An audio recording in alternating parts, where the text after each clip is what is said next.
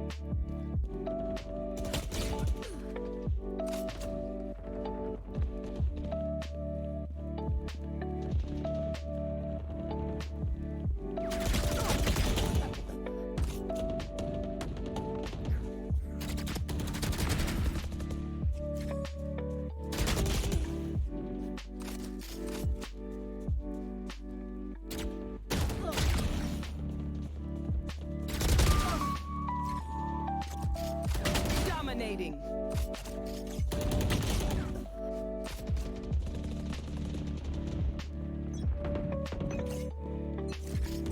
The enemy only looks composed. Their heart's still a different story. Fight! For you, hermanita.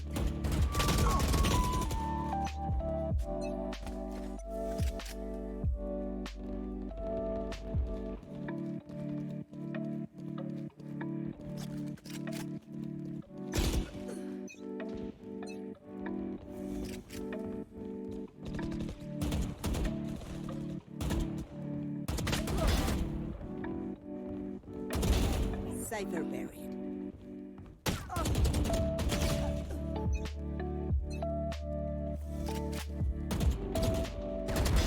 You need to suffer.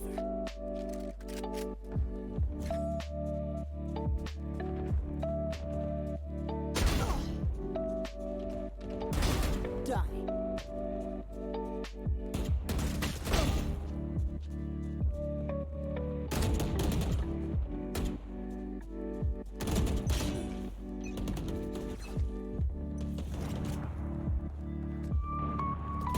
Dominating.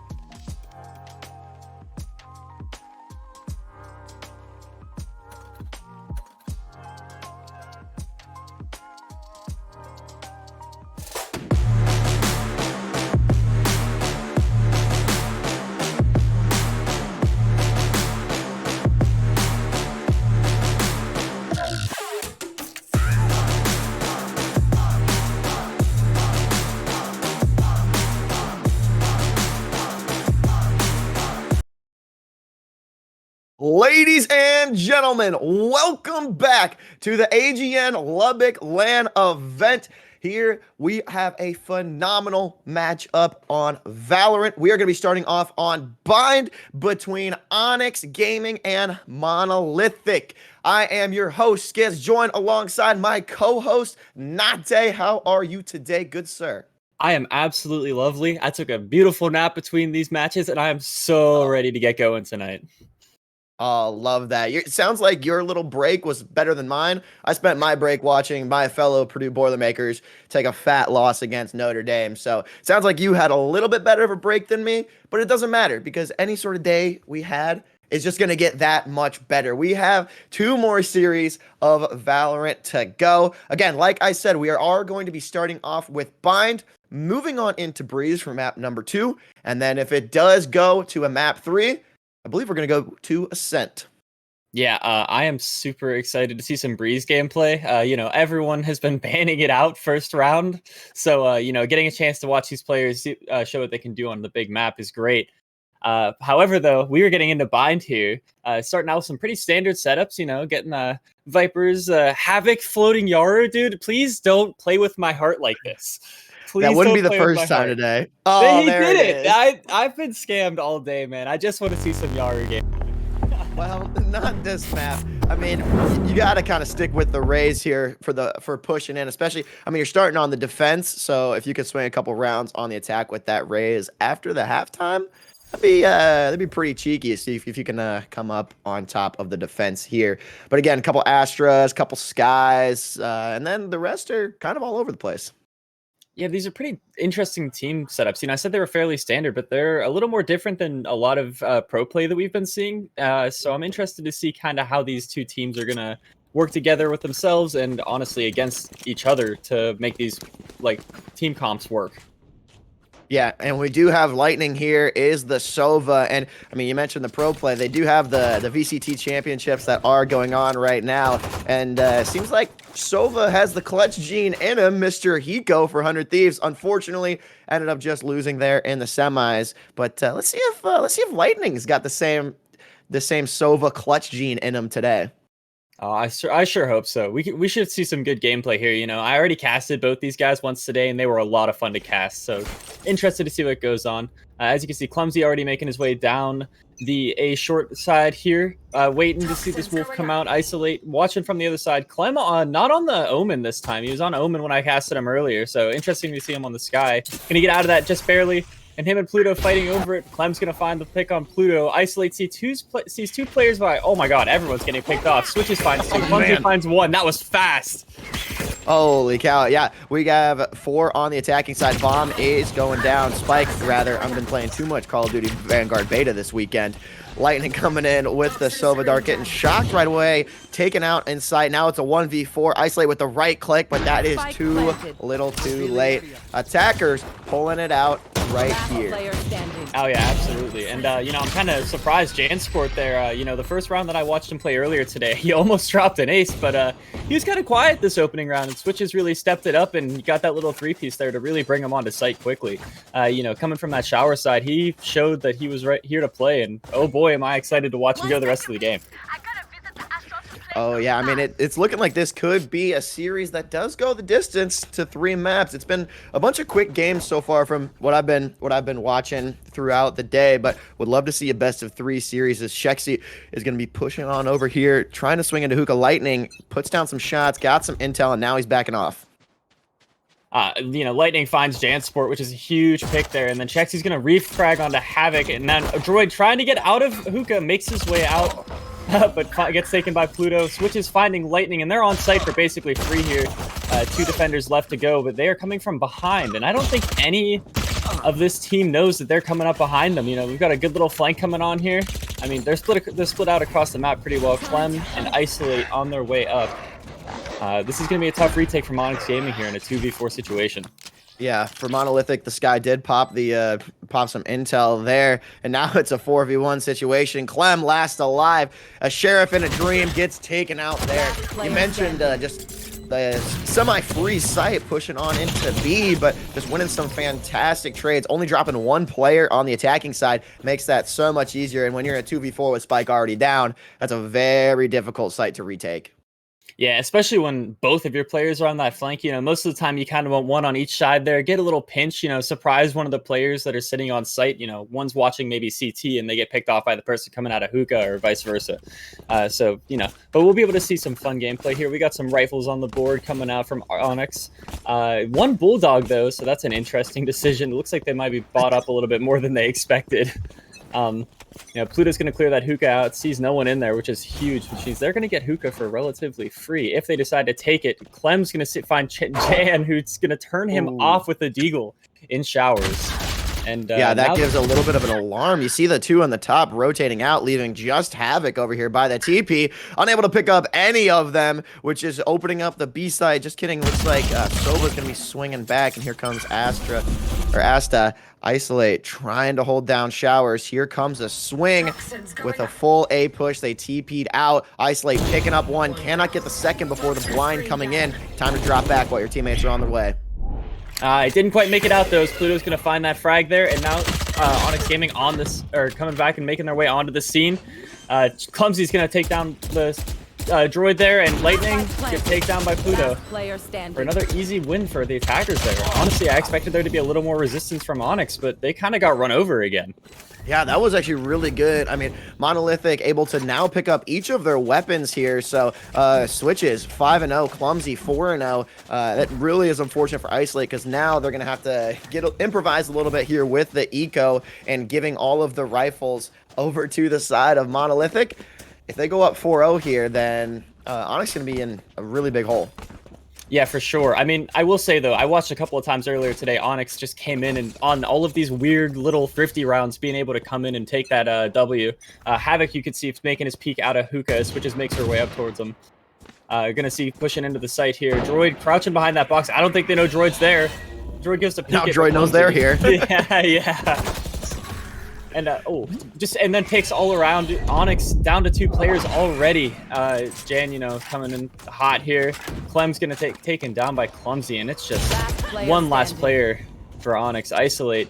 If anyone I've seen almost get clutches today, it's been Isolate. You know, he had a Bulldog earlier today and got 4 players on Icebox. So maybe we could see, but Jan's not going to give him the opportunity. Maybe not. Yeah. I mean, Isolate, if he could have at least picked up 1 or 2 there, would have... actually, he gets to the ult anyway, which is going to be great. Finally, that could help swing a little bit of momentum if they can keep more than 1 player alive on the defense. It's just that Monolithic's doing a fantastic job of pushing up and being aggressive with the site. We're not seeing any sort of patient pushes. We saw one where they teased over to B site and then came over to A, but they're all pretty unified on this front and taking over each site. Yeah, they definitely are a lot more unified here. I think that Onyx is falling short because they're kind of playing really close and tight here, and they're not really giving themselves opportunities to rotate over before players are dead. I mean, right here you can see Isolate's going to throw that ult out early, so it's going to stop them from pushing in. Switch is looking to see if he can get that pick there. They have no idea where Isolate is. Isolate's kind of scared. There's all this utility getting tossed, and Pluto finds him with a blind shot through the Viper's pit. Yeah, the one player to get taken down is the Viper there. Not what you want to see, as looks like Pluto's actually going to be popping his ult as well. Given a 5v4 situation on the A site. You see 3 players for Monolithic backing off and rotating around to B. Droid can't see anybody, can't get any picks. Nobody in the smoke. Now you guys gotta rotate over to B. Oh, beautiful shot from Lightning there onto Clumsy. He's going to use his recon dart here to see if he can see anybody else in that site.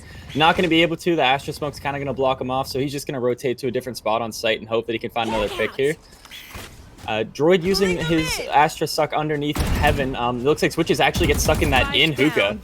And now it's a slower push here. Jan's going to, you know, peek out like Jan doesn't get one. Switches gets another one, and Chexy with a third. Now it's all up to Clem on the site to defend here. Not going to be able to do it, though. Oh, man. Clem almost got the flash there, but Chexy in hookah. And that was the best defensive stand that we saw from Onyx so far. And they did exactly what I said they hadn't yet. They slowed down the attack. They've caused them to rotate back around, take it a little slow, get a pick along the way.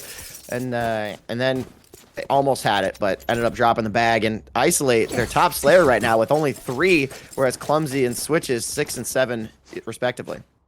Yeah, and I think it's important to note, if I remember what I was told earlier correctly, Switches is only 14 and Sport is only 15. So both these players making huge waves on this team here, you know. Step coming in big, playing against these, you know, people who I wouldn't call veterans per se, but oh my gosh, and they're all just running down long again. Oh my goodness. Here comes the party, man. Everyone's invited. Pluto able to trade out one, bringing it to 4 each. Can he swing around and pick up a second one? He does. Lightning, can he pick him up? He doesn't get the switch there. Now Pluto's got 3. I would love to see an ace in round 6, but, you know, I know Onyx wouldn't like it. Yeah, Onyx definitely not going to like it here, but it looks like they aren't even going to be pushing him for it. He's going to be playing back a little safe over there in the Octagon area, and Clumsy's going to Ferrari peek Clem. Didn't even give a chance, and now it's all left to isolate. Let's see what he can do here. Probably just going for a gun if I had to guess. Yeah, I mean, you got to just get in and dip back out here. A 1v4, the spike down. Yeah, I don't really see this going too well for Isolate with just a classic, and there you go. Unable to find anything, but Chexy taking him out in hookah for just another kill on the board. Man, it's a 6-0. I was not expecting this game to be this one-sided this early. And it looks like we're going to be getting a timeout here for Onyx Gaming. So we got a minute break, and we'll be right back, guys.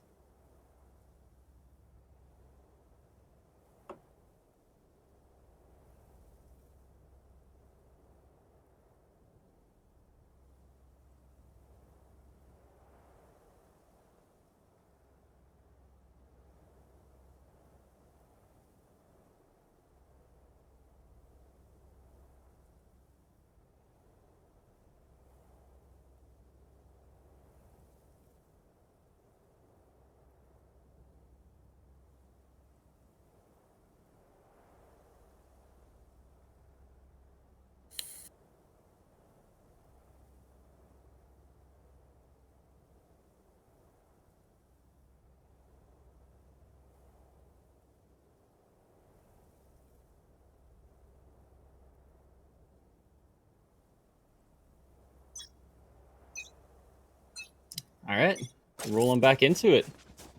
All right, quickest minute of my life. Yeah, that went a lot faster than I expected it to, honestly. This goes here. And now looks like Havoc is gonna want to make something happen here. He's got that app, 1 kill on the board. Get that first pick. I see, you know, Astra's ready to peek down that down the little A site there. Come on, Havoc, this is your chance. Pick him off. Just give him a little shoulder to play with. Switches. Here you go. Is he gonna get it? He does. There you go, Havoc. That's what you like to see for Onyx Gaming. Coming out of that timeout, they're going to need to get themselves on the board. You got 4 ults if you need them, but let's save until next round. And it looks like Jansport actually picked off Isolate there, which is kind of a tough early pick. Havoc not to be able to find the refrag on him. It's a few minutes later, but still. Now he's looking for it again. Gonna get tagged up down to 20 health. He's struggling here. Missed his satchel there trying to get out. And, you know, Clem's going to be stuck on site here alone against Jansport and... yeah, Clem. Or Pluto, excuse me. Yeah, that allows Jansport to push on in, and now there's the A site. Both players rotating on over from B. I thought that Onyx had the numbers advantage there, but Pluto and Jan had a fantastic pinch on the player just behind crates there, allowing them to get through, and now it's going to be up to Droid. Swinging on in here, but Jansport taking him out, and now Lightning against the world. Popping a Jansport, and a trade right there for Pluto. That one tap was absolutely rude. I wish we could have gotten his POV on that, because you just hear that one Vandal shot go out and Jansport got the pick. You don't even have time to regret your decision to peek there. You're already sent back to the lobby. Yeah.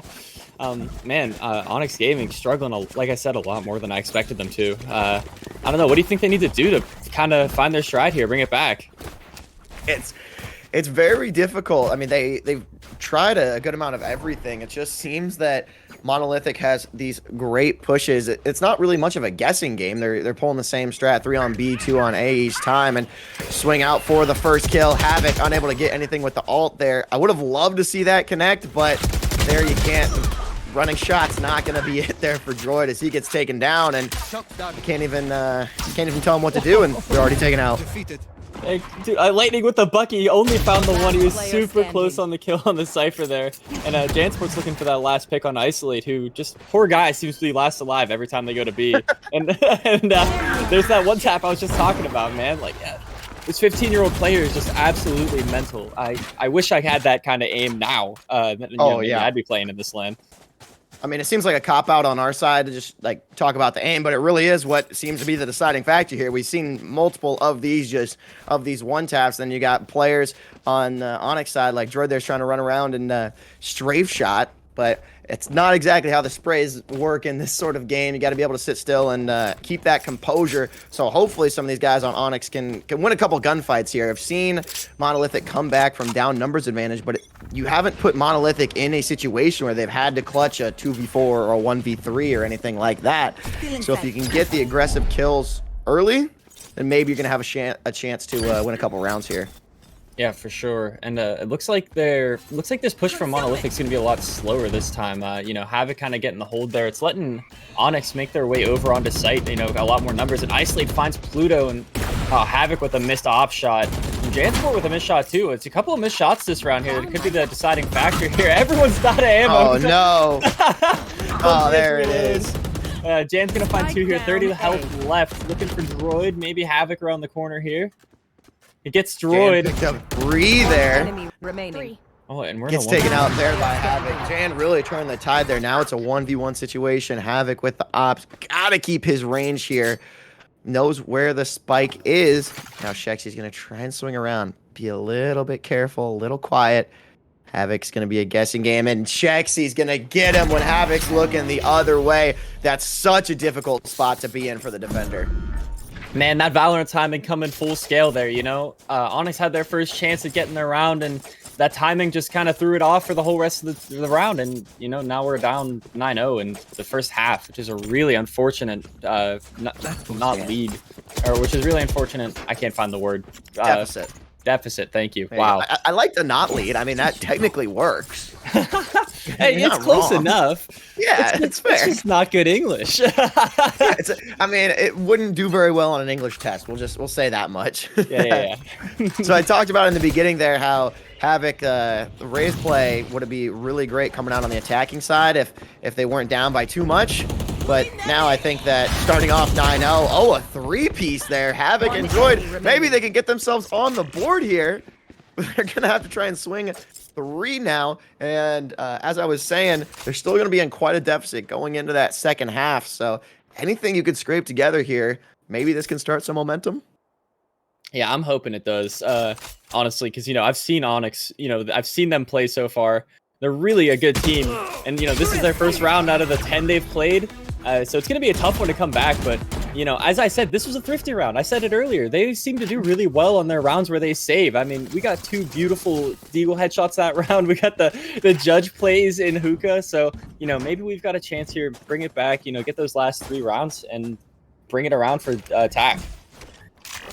Yeah, maybe attacking's just more their speed. They seem to be playing this defense pretty aggressively, so I want to see a fair amount of rounds here on the attacking side for the side of Onyx Gaming. Let's hope that they can string a couple here. You do have 4 ults on the side of Monolithic, though. Yeah, Isolate starts off throwing that Viper's Pit back out again, and if I were Isolate here, I would not walk back into the line of fire. You know, last time that got them in trouble. And Clem's gonna get wiped out by Pluto. Like you were saying, they're super aggressive, and you're absolutely right. It hasn't worked so far, so I'm not quite sure why they don't decide to kind of, you know, back off a little bit, see what they can do about it.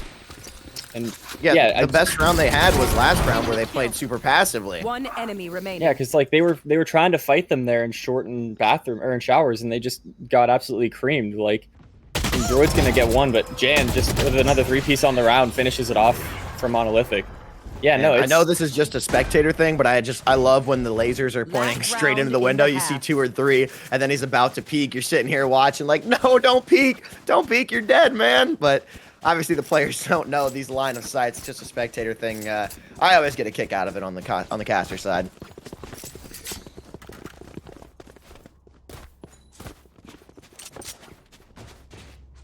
Now we do have 10-1 last round before the swap. Now's your chance for Onyx to try and make something happen here.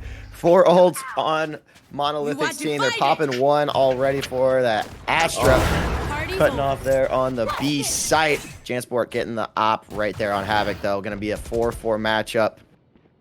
And Switch is, taking Isolate down on his own one way. That's just an unfortunate turn of events there. Jan's looking to find another one here, and he's going to do it on Droid. Droid didn't even manage to get a shot off on him. And, we get the Jet Knives back out, back to the op. You can see the confidence in Jan's aim here. He's ready to go. As he would you rather hit a right click? Oh, man. Would you rather try and hit a right click there with the Jet ult or that op shot down the alley? Yeah, I feel like that right click probably would have been a little more ideal, but that's all right. He chose to try to left click, and now it's down to a 2v2. Switch is sitting in heaven here waiting for Lightning. I think he hears him as he runs through CT. Not going to peek on it until just too late as Lightning uses a recon bolt on the site, see what he can see. Bomb's planted in a pretty interesting spot here. He's got to know there's one in heaven as Clem makes his way out onto site looking for one. Lightning blind ult here. This worked out for him in the earlier game, but not looking like it's going to this time. And Switches finds the kill on him for a 3-piece on the round. Yeah, no, I mean, Switches and Pluto already knew where he was, so popping that blind ult isn't really revealing anything, but then they had a great pinch there to close out the round. And now Onyx on the attacking side, they got to string together 12 here to try and mount this comeback, but Monolithic has been looking super strong. Look at that. Not a single player is below positive, and they're all basically double positive.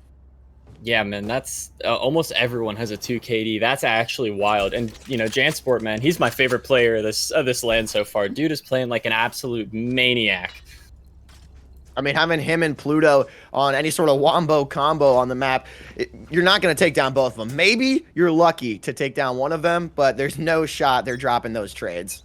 No, definitely not. And it looks like we're going to have a fast A push here. Isolate's literally sprinting into showers here. Clumsy's going to try stop to fight him and get right-clicked in the face. See if he can get that little Viper spit. Not going to find one. We've got a big little push here. See if Havoc can get on. Kind of getting picked off by Switches. Not sure if that was kind of the way to go. And 3 players come out of showers, which actually works out really well. And we've got 3 players down. Yeah, Jan missing all his sheriff shots there. He has 3 players to shoot at, couldn't figure out which one to go. And this is exactly what we wanted to see out of Onyx. We talked about how aggressive they were on defense, and seeing this aggression carry on over into the attacking seems to be working for him. Chexy, last man alive. 4 players left, picks up 1, cannot get the Sova swinging around, gets a second chance there. Lightning just hands him that kill, waiting for a repeat from Clem and Isolate. And it looks like if they keep pushing him the way they've been pushing him, he might actually have a chance to clutch this up here. Currently clearing out that U-Haul area. Not really able to see anybody, but Isolate tells him no and picks up that deagle for the end of the round. And, well, Onyx has their second round on the board here. They've won as many on attack as they have on defense. You love to see that, though. This is the momentum, and this is the aggression. They play an aggressive style, which I guess a bind defense that may be able to swing in their favor, but has not yet. Now, on the attacking, they're going to get a little bit of eco. Just got that SMG Spectres across the board. And we got a little, was it a Marshall in Jansport's hands? Yeah, and that is a dangerous Marshall to see. When he was playing on Ascent earlier, I think he hit like 90% of his Marshall headshots. So that was horrifying. Clumsy with an interesting play to push through through the teleporter. Bold. I mean, hey man, if you're up this much, you might as well have a little fun with it, right?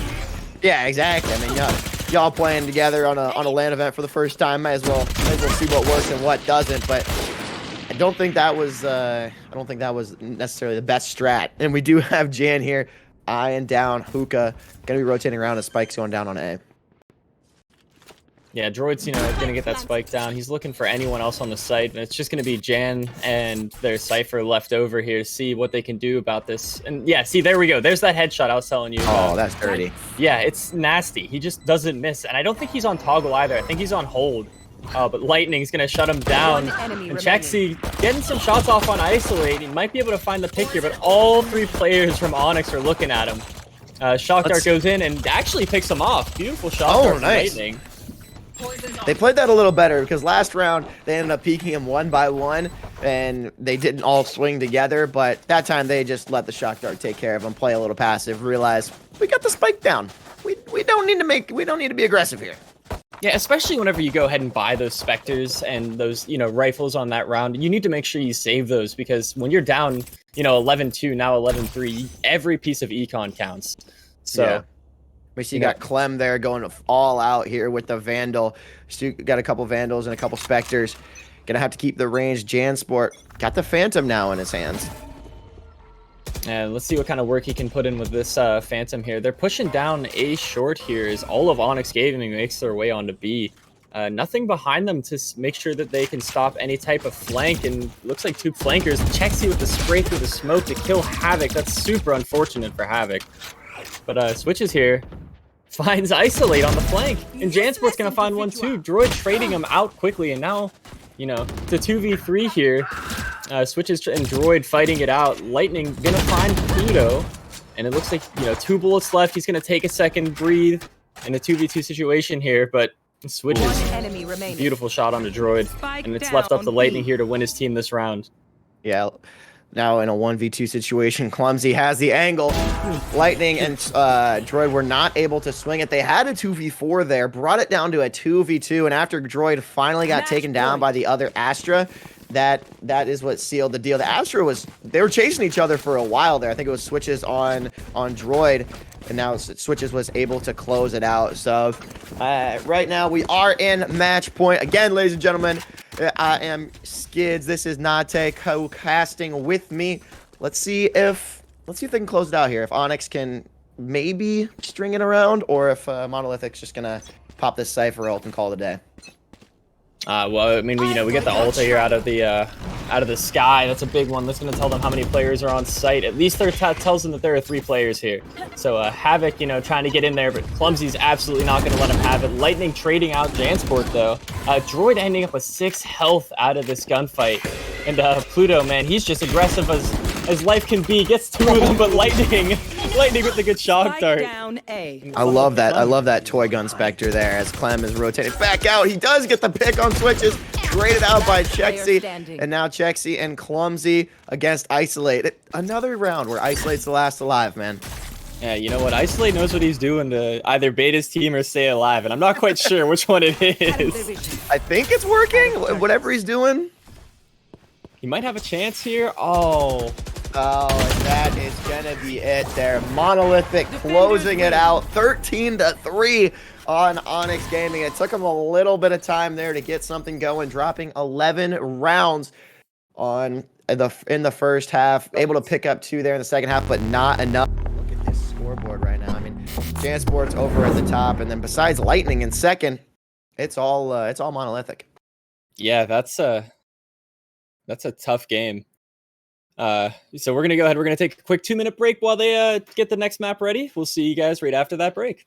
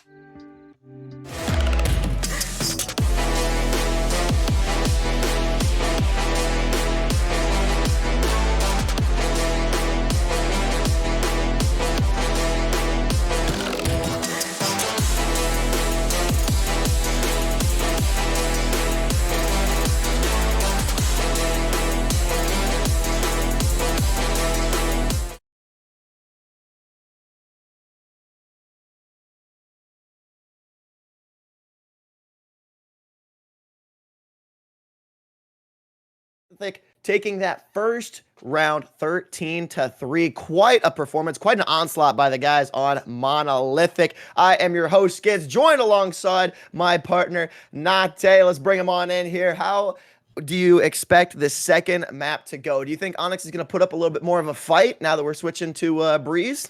So it's interesting you say that. I actually have no idea. I was thinking about it, and like I really sat down and I was like analyzing these two teams in my head. My dad showed up and I was like, I have time to like think about this, right? Hit the chalkboard, I have no idea whether or not Onyx is going to be able to bring this back. From what I saw from them earlier, I'm really expecting a better performance out of Breeze here. However, with that last performance on Bind, it was kind of a I kind of got surprised, for lack of a better word, right? I mean, The 13-3 was a very, very hard loss to see. It was pretty lopsided. So, interested to see this one come out here. And we got, everyone's already back on the exact same agents they were, except for Droid this time playing on the Killjoy. Clumsy back on Reyna, Jansport. If he's on anything other than Jet, I'm honestly worried about it. But this is the only map that I was expecting to see Yaru today. And you're disappointed, man. I'm so sorry for you. It's all right, dude. We'll get him next time. I'll just have to show up and do it for someone else. Hey, if you cast every match, then you're bound to hit a Yoru eventually, right? I honestly probably not, but a man can dream. Maybe one day. Maybe we'll get the Casters Cup going in, and you'll insta lock Yoru. I'll let you have him. How about that? The whole game, the whole time we're playing, I will just play Yaru. Doesn't matter if it's like a good pick or not. Just every game. Just full send in, man. So we do switch it up here. Onyx is starting on the attack, and I think that they actually have a little bit better of a chance now that they are starting attacking as opposed to defense, because we talked about it in map number 1, how aggressive they play. Now, maybe that was just how they played on Bind, or maybe that's how they're going to play in general, as we are closing at about 10 seconds left before we start here. But maybe they can string together a couple attacking rounds. Yeah, it's looking like they have a huge A rush going here. They're waiting to throw that Viper wall down, kind of letting Monolithic, put them on skates here. But Monolithic's got a really big setup on A here. Jansport can just absolutely annihilate Clem immediately. And Switch is now on site with Jan. They're looking for another one here. Jan checking mid, not going to see anybody there because all of Onyx is coming through the other side. And Havoc's going to find Switches. Jan back to off site. Clumsy, I think, just got a tap through the smoke on Havoc. Jan with there's another Jansport one. with a tap through the smoke. Spike down A. Oh, One come on, that's enemy dirty, remaining. man. Jansport, these guys are trying their best, and you're just gonna 4-piece them like that with the Sheriff, bro? I mean, Onyx not off to the hottest start. Jansport is just putting the team on his back right now, slinging 4, and that was pretty quick round number 1 there. Oh, yeah, definitely. I wonder if Jansport's going to pick the Marshall back up or if he's going to just full send. I'm going to play for an op the whole time. Honestly, kind of hoping to see the op come out into his hands. We haven't seen a whole lot of it yet. And with how good his aim is, that's a very fun thing to watch. But no, it looks like he's going to hold on to the Deagle here. Clumsy is going to actually be the one with the Marshall. And then my favorite weapon on Breeze, the Guardian. You're going to get some action on that as well. Chexy checking out down the lane. Up in the tunnel, and we've got all of Onyx running underneath the bridge. They're going for it. They're trying their hardest. They're gonna plant for pyramids here on A, and is that we got the Odin strapped up here. Switch, or not the Odin, sorry, but Switches is swinging a 2-piece there. Havoc taking 2. Any eliminations they can get here with the classics. Now it's a 2v1. They got the plants here, possibly picked up a gun, and Havoc taking out Pluto there, and that's going to be a nice little attacker win, saving up the cash and getting the spike down as well. That's actually a beautiful attacker win. They didn't buy any weapons. Monolithic, they had Spectres, they had Marshals, they had a Guardian. That's a big buy, a Guardian, especially round 2. For Onyx to be able to come out here and take that round is actually really big for them. Guilty confession, not really that guilty, but I love the Guardian way more than I should. I've always just default Guardian so much. Nah, man, especially on maps like this, I'll take the Guardian every single time. But Jan with the Marshall back in his hands, he's gonna find the first pick of this round. Looking for another one here through B main. Chexy's going to be fighting, you know, his little sky fight in mid. Pluto actually going to find one with the Marshall and Lightning. And, now, do you know if Jan picked up that Marshall? Sorry to cut you off there, but no, he picked it up or bought it. I'm pretty sure he bought that. They didn't, or they lost that last round, right? So, yeah, they, so they had to buy them.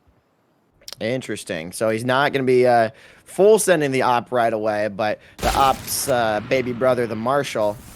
Oh, now they're Clumsy. up 5-3. Oh, Clumsy gets the pick there. Isolate, man. You can't. Oh my gosh. Oh. One enemy remains. But Isolate, you got the Vandal. You gotta beat the guy with the Marshall at close range. Yeah, I don't know, man. Put that in his phase 5 flip. Now we got Clem picking up a 2-piecer there. Can he get the reverse ace for the clutch here? Gonna kind of swing on over to Spike. Nobody's got eyes on Spike yet, but obviously Clem doesn't know that. Swinging out a stun. Cannot connect there underneath the tunnel. That would have been a great pick. And now he's getting pinched from both sides. Clumsy.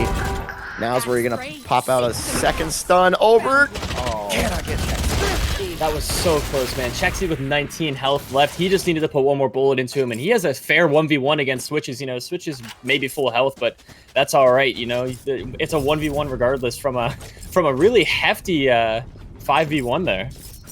I mean, even picking up 3 there, taking a couple guns out of their hands, making them burn through a little bit of eco. In a 1v5 situation there, you're not really expected to pick anything up. So I'm still proud of that performance. Not the ultimate result, but get a little bit more cash. And looking like another strong A-side swing here. Seen this quite a few times already. Yeah, you know, Onyx seems to really like this A-side push here, you know, gonna come, and they like to come through quickly as well. They're either, whether they're coming through mid-site or through the tunnels, and I'm sorry, my English is so bad, but as we can see, they're exploding on his site now. Havoc and Lightning and Clem and Isolate, all 4 of these players making their way on quickly. Chexy's telling Clem he's not allowed to be here, however, as he finds that first pick and switches with the second on Havoc, and suddenly all of Onyx is dead, and it's just Lightning on site. Spike down. Wow, Isolate pushed up to try and get the spike down, and like, hats off to the Viper. I believe it was Switches on the side of Monolithic that just absolute control of the A site there with the Viper walls. Yeah, that was a tough round there for our boys Onyx. You know, they got onto site relatively easily. And it was almost like Monolithic kind of let them get onto site, because as soon as they did, it was like every player on Onyx Gaming just went down quickly. It seemed as soon as that wall dropped, so did Onyx. Yeah, that's a great way to put it. Absolutely. So now Onyx way more spread out across the map. Maybe trying to play a default here, seeing if they can get a pick. And Pluto playing super aggressive up through mid. You could see that confidence coming out of Monolithic here. You know, Pluto not being able to see anybody. Oh, Clem. Oh, Clem. He had all the time in the world to just sit there and take it all in. Yeah, line that up. Havoc popping the ult. Let's see if he can swing around here. Is he gonna get a right click? We saw him try to. It wasn't Havoc, but we saw a little left click action from the Jet ult last map. Let's see if he can swing around and try and pick up. Looking like they're playing really slow here. Isolate able to snag a kill there on Clumsy, and this allows them to push up. And Isolate at this point might as well just carry the Bulldog at all times. I swear I've seen that man get more kills with that than anything else this tournament. Ooh. But Havoc, beautiful knife there onto Pluto. And he's looking to the back of sight for Switches here. Chexy coming through tunnel. Oh, he's going to go fast, but Switches absolutely not on that one. Lightning with a huge flank here, though. He's going to find Switches in the back of sight, and we've got a 2v3 here in favor of Onyx Gaming. Standing ahead. Yeah, Lightning trying to pick up any sort of recon, but he does not. Jan gets taken down by Droid, and Chexy cannot pick it up there. That is the second round for Onyx, and that was great pressure. They were able to swing at 2 of the B site a little bit slower than their normal pacing, but once they cleared it out, able to clutch it up there. And props to Havoc there on the Jet ult. You know, a lot of players will just spam the left click there, but you saw the patience. You saw him miss the first shot, realign, take the second shot. You don't need to spam all 5 knives there right away. Yeah, and that little bit of patience is really what sets those players apart, right? I mean, especially in your gold plat lobbies, you'll see those players spam it almost every single time. So the fact that he has the state of mind to be able to take a breath, realign your shot, and go back in for it makes all the difference in scenarios like that. Excuse me. But Lightning sees Switches here through the smoke, and Switch is gonna spray through and find Havoc. Super unfortunate. Jansport with the judge. I think he's gonna get him. Oh, maybe not. Oh no! Lightning gets the pick there, backs up just enough. And Pluto popping out the trade. Isolate, trading right back down to 3v3. And that was a quick little 2 kills from both sides there. I don't think either team was expecting the aggression that came out there from both sides, actually. Yeah. Each player expecting to be able to recover, but the other team had different plans. A Switch is picking up a double there. Now it's up to Clem. Spike is down on the ground. Can he pick up the trade here? Looks like he got the other team pushing around. There goes Clumsy. Now Clem against Switches and Pluto, I believe. No, it's Shexy here. Can he get this? Can he get this pick? It's going to be a patience game right now. I think he's waiting for Shexy to walk out and make a mistake. 30 seconds left. And it looks like Shexy's not going to make that mistake. However, as he just walks farther and farther back onto B's site, you know, Switch is watching that spike pretty closely in the back there. That flank being a huge flank, being able to find those 2 free picks as Clem comes around here for Switches. Oh, beautiful shot gets the onto pick. Switches. He's got 10 seconds left. He's got to go. I don't think he realizes he doesn't have Spike. You need Spike. I don't think he's gonna have. He's not gonna have enough time. Shexy, you just gotta run, brother. If he plants, then you can reassess. Shexy able to wiggle his way out there, and that was actually really solid callouts there. Looked like Shexy was holding a solid angle, but then Switches. As soon as he found the spike, I noticed that Shexy started to roll back a little bit more. So they realized that Clem didn't have the spike, was not as much of a threat as they thought. So they're going to start to play life a little bit more. And now we get to see Jansport with an op in his hands. Oh, baby, I'm so excited for this. And that beautiful Dragon Operator. Looks like there's going to be a couple of players there from Onyx. I was going to say coming out mid, but no, they've decided to all push for main. So he's not going to find a player here as he holds that mid zone. Clumsy trying his best to hide from this drone from Lightning, but not going to be able to do it. And here we go with the ult. Can he get the kill with it? He hits the first one. There's the second one. And a little to the right, Pluto. Oh, he was so close to hitting Pluto with that last one. Could you imagine just snaking that with 0 intel? Just like, randomly snapping on him for that double? I would have been tilted. I could not even explain to you how upset I would have been from that. But Isolate's gonna pop the ult here, give him a little bit of room as Pluto is gonna ult right back, unable to connect himself. Popping a little bit of cover on B as Switches gets taken out, and now Jan's got to try and pick up one of these players. And he's looking for him too, you know. He's zipping around. He's trying to see what he can see, but oh, in a really weird dash, Havoc sees Jan. It's a battle of attrition. What's happening? Somehow both Jets make it out of there, basically scratch free. And Onyx Gaming gets Jets out here playing Advanced Warfare or something with that movement, man. They're just all over the place. Oh, the spike finally gets planted on A with Onyx Gaming setting up and waiting. You know, Droid watching for any rotates here. It sounds like he hears Chexy. Oh, no, Droid! Oh, okay. Take a breath, Droid. You got this, man. You can take him out. Droid's over here making me anxious. Yeah. I'm getting nervous for him after he missed a couple of those shots.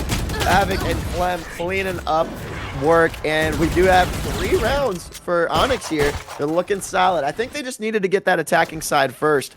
Just get aggressive, start to get those first couple of picks, and you do see Clem and Havoc actually are positive now. Clumsy down to a -2 KD.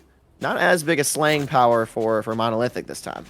You know, earlier in the day, I watched Clumsy play on that Reyna, and Susanoo and I were both saying that we felt like he was probably better suited on another agent. And honestly, I feel like that's really indicative, especially this game. You know, in the first game we watched him play, it was like, he was positive, but it was okay. This one, he's really struggling.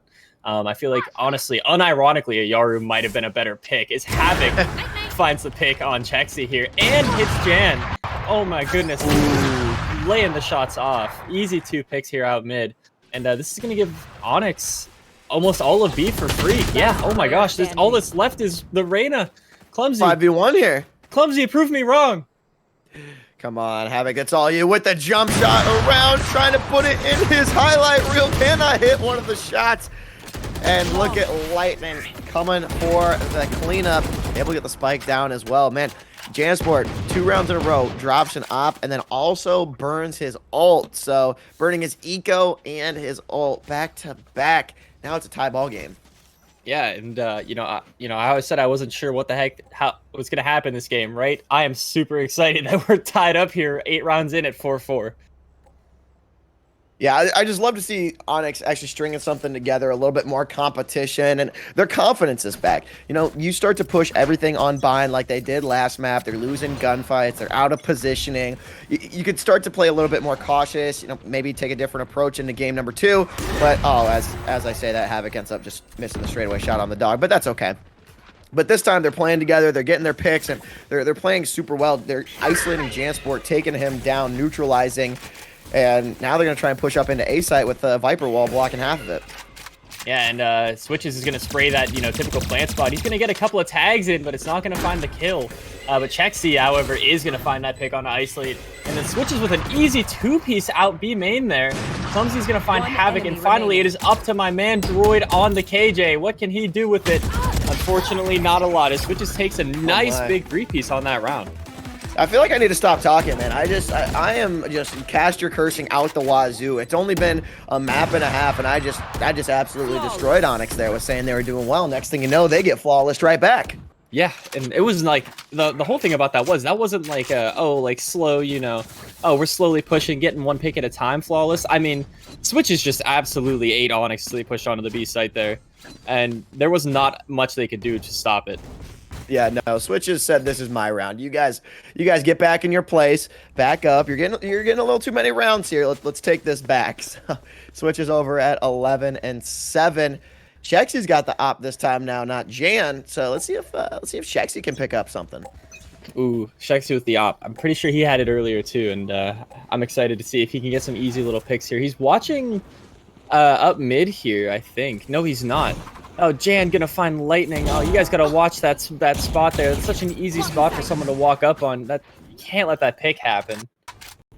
Yeah, especially with that wall right there. You peek just your elbow, and Jan's gonna take you out there. Isolate putting down Spike, barely making it out. Well, he had quite a bit of health, but making it out after 1 or 2 bullets. Pluto trying to wrap around here. Troy getting taken out, and now Clumsy with the blind. And Clem's actually going to find Clumsy here, and then Havoc in a weird spot to find Chexy in mid. How did Havoc get over there? Watching Havoc's rotation, and it just did not make much sense, but now here he is. He's back, and that's all that matters. He finds Pluto, and all that's left is Switches. Isolate sees him, so now it's left to Havoc. Oh, but a beautiful flick onto Havoc here. Switches 62 health. Isolate going to try to fight him here. Maybe get the frag. Not enough time. And he does. Isolate, run! It's not going to do anything. He didn't even have time. But great round there from Isolate, playing ring around the Rosie, and that's just Valorant timing one way or another, depending on that hinge. Yeah, that's super unfortunate too, because if Switches there has even 30 more seconds, that he can win that round, like relatively easily at that. So, but hey, it's tied back up at 5-5, and heck yeah, dude, close games are my jam. Oh yeah, this is a lot more entertaining than that last one. That little 13-3. But I like this little 5-5 action. Let's go, Onyx. Let's go. Bring us to a map 3. Oh, battle of the Jets here. Let's see what can happen. Havoc, man, you gotta check your right. Jan's overly aggressive every time, and actually, I'm impressed Jan managed to get out of that with barely a scratch on him. I don't even think I hit like maybe once out of that. Yeah, taking more damage from the wall than anything as Chexy. Easy little op there, and there goes Onyx. Dude, Switches, I don't think they could take A. Switches said this is my site. The jump there, I don't know if that was a BM jump or if that was a I meant to hit crouch and accidentally hit spacebar jump. Yeah, I mean honestly, I think 4 of Onyx's round wins have come from pushing B site. Switches does not give up A. His Viper walls are too good, too controlling that you don't have any intel. They're right behind the wall. You don't know where, but as soon as they drop, you're done. Yeah, man, his Switch's defense on that site is phenomenal. It's really enjoyable to watch here. Looks like we have a half buy from Onyx Gaming here. Only 3 people able to buy rifles. Havoc with the ult, so he's going to be able to use that. But then we have an Ares coming out. But I mean, we've seen through this whole tournament that the Ares is actually incredibly useful, which I didn't realize until today. So I've got a new weapon to use. Tech's gonna get thrown out. I'm not gonna find the pick. But Clumsy is, however, going to find the pick. He's looking for another one. Pluto, again, they let them walk up behind them for a free pick. Isolate's going to find Chexy, however, and we've got Viper's Pit down on B's site for Isolate to drop Spike. That is a really good ult there. Oh! Unfortunately, cannot get the spike down. Wow, Switch is taking out Isolate through the ult, and that is really going to turn the tide here. Now it's up to Droid and his Sova teammate to try and get back onto site, but that's not going to happen here. Lightning string something together, man. You got a little bit of time. Oh, no, doesn't end up getting either of them. No, he was so patient. He was ready to just bop, but it doesn't get either of them, man. That just hurts. Yeah, that's so unfortunate, man. That trigger discipline, it was so good. He watches 3 players ran into B main there, and was like, oh, okay, here we go. This is a couple of free picks, and unfortunately for him, it didn't happen. Yeah, man, his trigger discipline was too good. Honestly, though, I will say if I'm Isolate there, I am incredibly frustrated by the fact that I get beamed through my ult by Switches. Oh, dude, that's so brutal. He must have just gotten it perfectly with where he put the spike. But was that Switch's toxin that came in through the ult that maybe got a little bit of damage and gave him intel on it? I saw a little bit of toxic pool under there as well. It hit him in the feet, but I don't think that was what let him know that he was there. Oh no, Havoc! They're just running it up mid. Havoc didn't even stand a chance. Droid's gonna find Pluto 4v4 here. Clem's gonna take Clumsy down, and it looks like our friends over at Monolithic are gonna back off into the mid here. Everyone's kind of hurting. He's got 5 HP in a dream, man. I don't think Jan's probably got like 70. Droid with a 3-piece, and then it's now they both got 0. Switches. Man, wow. Honestly, I didn't expect Onyx to have that there with how quickly Monolithic was sprinting through mid. I thought that Onyx didn't really stand too much of a chance, but hey, I was wrong. I mean, they got a free pick when Jansport just decided to ring the doorbell and come blasting right through. So that definitely helped him out from the start. He didn't just ring the doorbell. He Kool-Aid man through the door. Like FBI, open up, baby. Oh man, but hey, it's 7-6. Onyx Gaming, they've got the bye here. Excited to see them roll up. Jan, look with the Marshall. You know how dangerous this is in his hands, but Droid, absolutely not. Again, weapons I was never expecting to see used this much. The Bulldog, this whole tournament has been used quite a lot. Bulldog's getting some love. Yeah, honestly, kind of surprising. Oh, Lightning, if that first dart would have hit, you would have had it. I don't think he knows Switches is underneath him. No, I think he's only got intel on one of them. Oh, Switches doesn't know that there's 2 players here either. Havoc swinging out with the Spectre. He thought he was gonna get so cheeky there with the Ghost, but Havoc taking him out, and now Lightning swinging around with the Ares. Can't get any intel through the wall. Isolate picking up 1. Now it's a 4v1 in favor of Onyx. Clumsy's got that Sheriff posted up and just elbow, but it's gonna be a tough task to try and take out any of these guys. I mean, honestly, he gets the 1 pick here. He has 114 health, so, or 144 health, so there's a good chance he could, find a pick, get a rifle, maybe make something happen, but, he has no idea where any of these players are. Havoc is just standing in this corner behind him. He's exactly what I expected to happen. Yeah, Clumsy, that was your chance to show us the Reyna, show us your magic, but not there. Maybe next round. We'll understand the pick here. But now we are tied up here. Onyx at 7 and Monolithic at 7. This is just beautiful. Both Vipers have their ults here. Let's see. Last time when Onyx was on offense, we saw a B ult both times, but it looks like a strong A push. Do you think that Switches is going to try and pop it quickly on pyramids here? Honestly, I'm not entirely sure. I don't know if they're going to use it this round. Being as, Onyx is kind of on a save round here, so using the ult this early on, whenever, the other team's on a save round, seems like kind of a silly decision in my head, but maybe they know something I don't know. Yeah, you don't have to force it. Switches runs on a site and finds one. Yeah, and then he finds two. Yeah, Switches doesn't need the ult, man. Switches is just on fire this game, this round. Like, my man's gotten multiple 3 pieces this game alone. I'm interested to see. I want to kind of see a post-game summary here of Switches and just see how many 3 pieces he has. Player standing.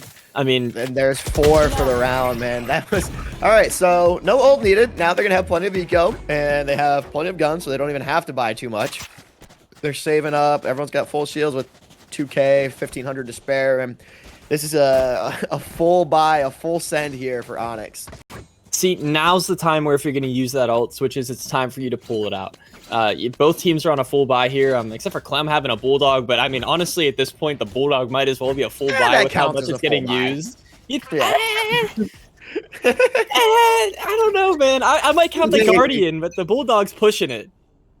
I mean, we did see him. We saw him outgun Havoc there with the Bulldog a few rounds ago, but now Pluto taking out Havoc and Lightning. Intel, can he get the tag? He does not, but you did see the second player at the very end as that drone got shot. Clumsy taking down Isolate, gonna make it a 5-3 here. Jan cannot connect. And then here we go. You know, honestly, I don't expect to see the Viper ult come out again from Switches, but they could surprise me here. Clem is sitting in a really good spot on site. Oh, but Switches just... Was that a 180? I don't... someone tell me what gamer chair he's using. I need it. Spike planted. Give me Switch's code. Use code Switches on whatever chair he's rocking, man. You got Droid trying to pick off. Cannot get it. Clumsy taking him out there. And now Lightning 1v3, 1v2. Oh, picks up 2 there. Now it's up to Clumsy, who takes out Lightning. Knew right where he was, and that's just tough. Yeah, you know, whenever you're trying, especially on this map, to get back onto that site, and you don't really know where anybody is, and you got to clear like 9 million angles, if you look away for just the wrong amount of time, then you can get found by that one person sitting on site, and that's exactly what happened. Yeah, Clumsy able to close it out there for the boys. Now 9-7 in favor of Monolithic. We do see, looks like we got another ult. Looks like Droid's ready to pop hers as well. And we got a light buy coming out here, dude. Havoc is... I feel like Havoc's going to dash at them with this shorty. Havoc, man, I feel it coming. You can do it, buddy. Oh, they don't even need to. Jan's going to do the dashing for him. Yeah, Jan dashed onto site, finds Isolate. Clem's going to walk out here, flash, gets 1. Oh, can he get 2? Oh, can't pick up the second. Jan now getting the bomb down on site. Somehow Havoc's still alive with that shorty. Checks he's going to find Droid. And then Pluto with Lightning, and all that's left is to poor Havoc with the shorty. No, Havoc! Oh, so close. No. Havoc's hiding in the corner, just waiting for everyone else to settle, waiting for everything to clear out, but doesn't end up picking anything up there. Clumsy taking him down. Monolithic now up 10-7, stringing together a few more, and they're going to close it out here. You do see Havoc save just enough for the op there. So... Good play on the shorty. Let's see if Havoc can get a pick here. Is he gonna hold the A pyramid side? Let's say little A cave. I was gonna say he's gonna hold A close here. Maybe that little tunnel area to the right where the ult orb spawns. Yeah, it looks like that's exactly what he's gonna do. Yep. All right. He sees the. Oh no! I thought that hit. I also thought that hit. I'm a little bit disappointed it didn't hit, but Jan's gonna just run onto site and pick Havoc again, like it's nobody's business. Clem's looking for a pick. Oh, and he finds Jan. Beautiful shot there. Now it's left to Clem alone on site. Clumsy not letting it happen, however. Isolate throwing his Viper's snake bite out. Droid, Clumsy, Pluto, Lightning. It's just back and forth right now. 3v2. So many names going out. We do have Droid popping the Killjoy, taking out Pluto. Now a 2v2, 2v1. This is perfect for Onyx to try and clutch up. Shexy taking out the Killjoy. Does not get detained. 1v1 situation. Does he have Spike? He does not, actually. No. And Isolate's got a beautiful sight on it, too, so. Right here's the peek, and Isolate's got him with the one shot. Heady. Man, you know... When I saw that round ending, I was not expecting Onyx to come out on top there, but they managed to do it, and we're back up here. We're only a 2-round deficit, so we'll be able to see some good little comeback here. But Havoc having the light buy along with Lightning. Thankfully, Havoc has his ult, so we'll be able to buy those full shields and pop the jet knives. And Lightning, gets botted Guardian. All right, full shields and a Guardian. I'm with it. Let's see it happen, Lightning. Yeah, we do have ARs across the board for Monolithic. Looking like a pretty aggro B push here. You do hear that Jet op get pulp. Wow, Jet ult get popped. I cannot talk, obviously. And Clumsy just takes him right back out. No money lost. Here's Droid in the back. Can he string it? A headshot out of it? I don't think he can. You see switches Jan and Pluto pushing up through the smoke. The smoke does get dropped. Jan is pretty low here. Pluto gets taken out, but Jan on the trade. Spike is down, but picked right back up. 3v2. Players have to push on through mid as Spike is going down. Great wall from Viper. Clem popping the flash. Lightning can't pick anything up yet with the ult. Last player standing. So I did want to talk real briefly. You know, we got that overhead view, and I think something that Monolithic is doing really well that Onyx is kind of struggling with is when they go onto site, there's not two players looking to the same angle ever. They're all checking different corners, different places where where members of Onyx can hide, and I think it's really causing Onyx Gaming some trouble here because it doesn't matter where they are. There's not really somewhere safe for them to be sitting. Yep. So really interesting to see that little overhead view. Gave some great insight as to why Monolithic's kind of taking this one and running with it again. Yeah, shout out to Daniel for spectating here, giving us a good shot on that angle. Switches and Co. Going to be pushing up here through mid. I'd like to see a little push over to A from right-hand side. Droid taking that ghost and giving it to Pluto. Now give him the numbers advantage. Jet does have the ult, but it's not going to pop it this round. Lightning doesn't see anything. Clem getting blinded. Lightning dropping down. Is able to pick up Clumsy. Cannot get the second on the spray transfer, but Havoc does pick up Shexy for him, and now it's a 4v2. Yeah, and you know what? Honestly, Droid to 20 health here. The Ghost, you know, they know where he is. He's watching this spike down. But Clem with a beautiful shot on switches. And wow. There's the Thrifty. I was talking earlier about these guys winning on Thrifty rounds, and that was a really good Thrifty round. I mean, that pick out mid with a Ghost there that Droid had on, who was it? On Pluto, right? I mean, you can't let that happen, Pluto. No. But looks like we got another minute time out.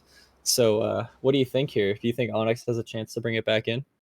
Onyx definitely has a chance. I do like what they're seeing, or what we're seeing from them. A little bit more aggressive pushing and actually winning their gunfights this round as opposed to last. But it's all going to be a matter of who's going to be the best Viper. I mean, Viper has been controlling the map on both the offensive and the defensive site. I want to see another B push here. I think if we get one or two more B push rounds, then there's a little bit better of a chance for them to pull it out. But I don't know. It's not up to me. I'm just sitting here talking. Yeah, honestly here, I think Onyx has a really good chance here to bring this back. They got to kind of rule off that momentum of that Thrifty round. And I think with this timeout here, you know, they intentionally timed this out so they could say, all right, we're going to take a second here. We won that round. We have a chance to bring it back. Let's bring it back. We can get it. Let's go. Rule it out, baby.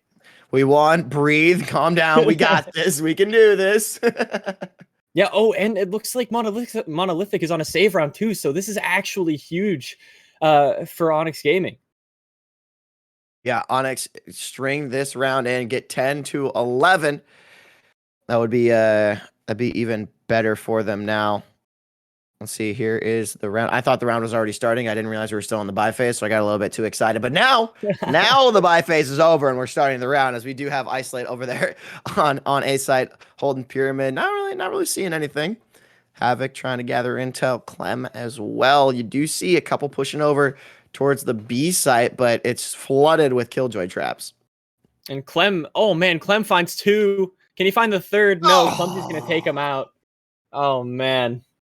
Clumsy though, big pick there. Gives him the Vandal. Now we make it maybe see some Reyna action. Maybe see him get a little, you know, spicy with the Reyna. Hey, we've been talking about Clumsy's Reyna this entire game. He's got a clutched up here for us. Let's see a little 3-piece here. Oh. After Pluto takes care of business. Can he pick up Havoc? Nope. Havoc's out of there super quick. Trying to re-peek, but Pluto tucks away. Yeah, and Havoc is actually going to walk away from Pluto here, which is kind of an interesting decision. I would expect him to hold sight down a little bit longer. You know, being it as a thrifty 3v3 here, I feel like Onyx is kind of playing a little bit safer at this point. You know, Lightning opening the door up top here, looking for a weird angle. You know, he's putting those shock darts in, but not going to find one. And he takes Clumsy out, the guy with the rifle. And then he gets Chexy and Pluto, and that's it. Wow. I mean, we thought that was going to happen. We figured that Onyx was probably going to take that round, but Lightning with such a clean triple there from a position of power up on that high ground. And now we got ops across the board. We do have Chexy and Havoc rocking theirs, and Jan's going to try again with this ult. Didn't exactly work out last time for him, but at least get one pick here, Jan. Jan can do it. I believe in him. I think he's got a shot. We're going to see how quickly he dashes in. I mean, we know he loves to just get in there super quick. Let's see how quick, though, as Havoc. First blood here on Chexy. This is actually one of the lower killed games, but oh. Well, there we go. There goes Jan. Havoc did not want Jan to do this. No. Havoc said, I'm the only Jet this time. As Lightning pops the Sova dart, getting a little bit of damage and intel. Pluto having to back up. And great little smoke poison from the Viper, allowing switches to swing over, waiting for Lightning to peek. Oh, look at that timing. That timing to just turn the angle and pop back instead of holding the angle. Oh yeah, that was beautiful timing here. And now it's down to a 3v3. All right, Onyx, I want to see you guys win this round. All right, let's get a little overtime bind action. Okay, we're super close here.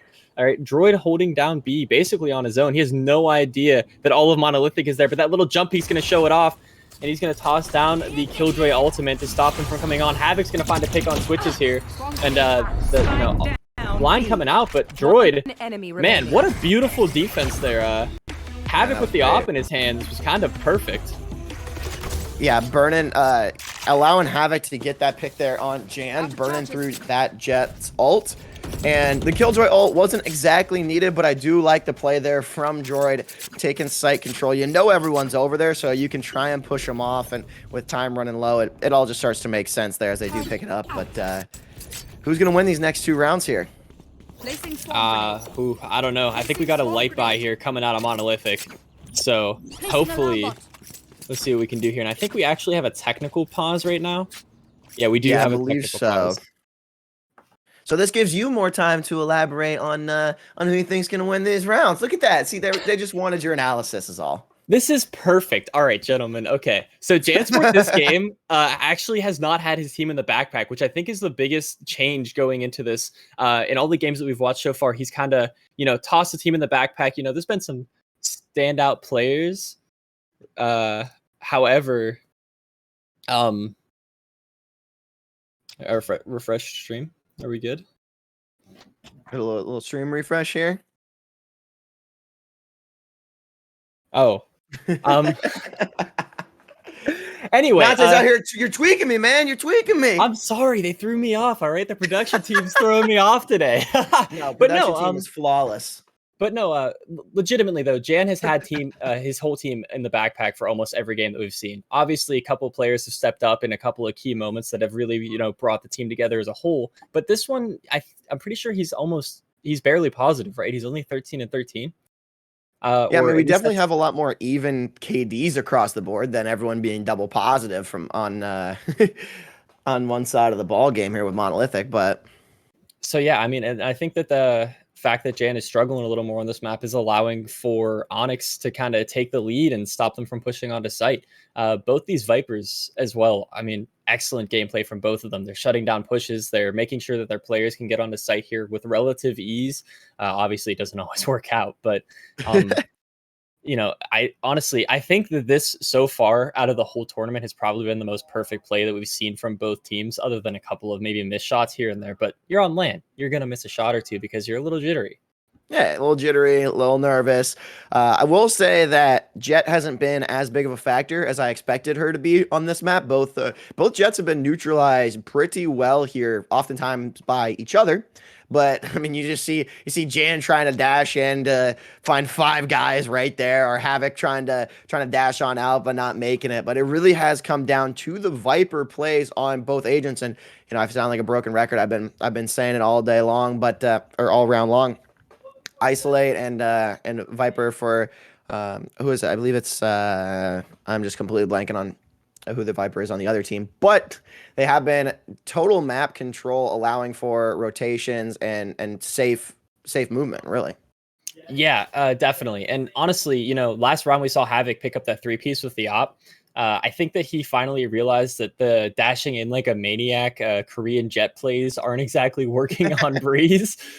So him finally taking a second to kind of take a breath and step back. I mean, at one point he was all the way back in CT. So him being able to take that second, take a breath, and just take those nice easy shots off there with the operator really opened that up for his team to find success that round. Yeah, I mean, jet and operator is a tried and true method. Give a jet an op, and some magic is bound to happen. And it's better when you're a little bit farther back on a long angle. You can't get outgunned as easily, as opposed to when we saw Havoc push in with a Mark or a Marshall. Try to get a little point blank hip fire shot. It's not exactly what you want out of a sniper rifle. So they started to fine tune it a little bit, started to reel it back in, understand the lanes, understand how they're going to hold, which has made it a much more even game here, as this is about as even as we can get here, 11 rounds each. Yeah, it's honestly a joy to watch both these teams kind of learn and play around each other here. I feel like Onyx this game has definitely started to read Monolithic a lot better and understand kind of what they're doing and what they're going for, and it's allowing for them to play defense and even offense a lot better than they were, especially during that bind game. Yeah, I mean, Onyx they just look leagues above what happened last time. I think they must have had their little brothers on the keyboard and mouse last game, and they decided they're gonna come on over and start hitting their shots, man. No, all respect over to Onyx. I love you guys. Y'all are great so far today. Both teams here, Onyx and Monolithic, providing us fantastic entertainment. Again, my name is Skids Indeed. We got Nate here on the other side of the screen. I believe you got this next game with me too, don't you? I do have this next game with you, and I'm really excited. I'm sorry for you, man. You're stuck with me. You gotta listen to me for a whole nother set of matches. No, man, that's okay. All right. I had the energy this morning. You have the energy this afternoon. It works out perfectly for me. Oh, perfect. That's why they got us on rotations like this. It's like they know what they're doing here on the production side on AGN. What? They know what they're doing? I never would have guessed that. Nah, man, everything is clean. So actually, I think this tech pause is taking a little bit longer than we anticipated. So instead of having to listen to us ramble on about who knows what, we're going to take a short little break here while we get everything sorted out. Don't go anywhere, though. We got some intense action.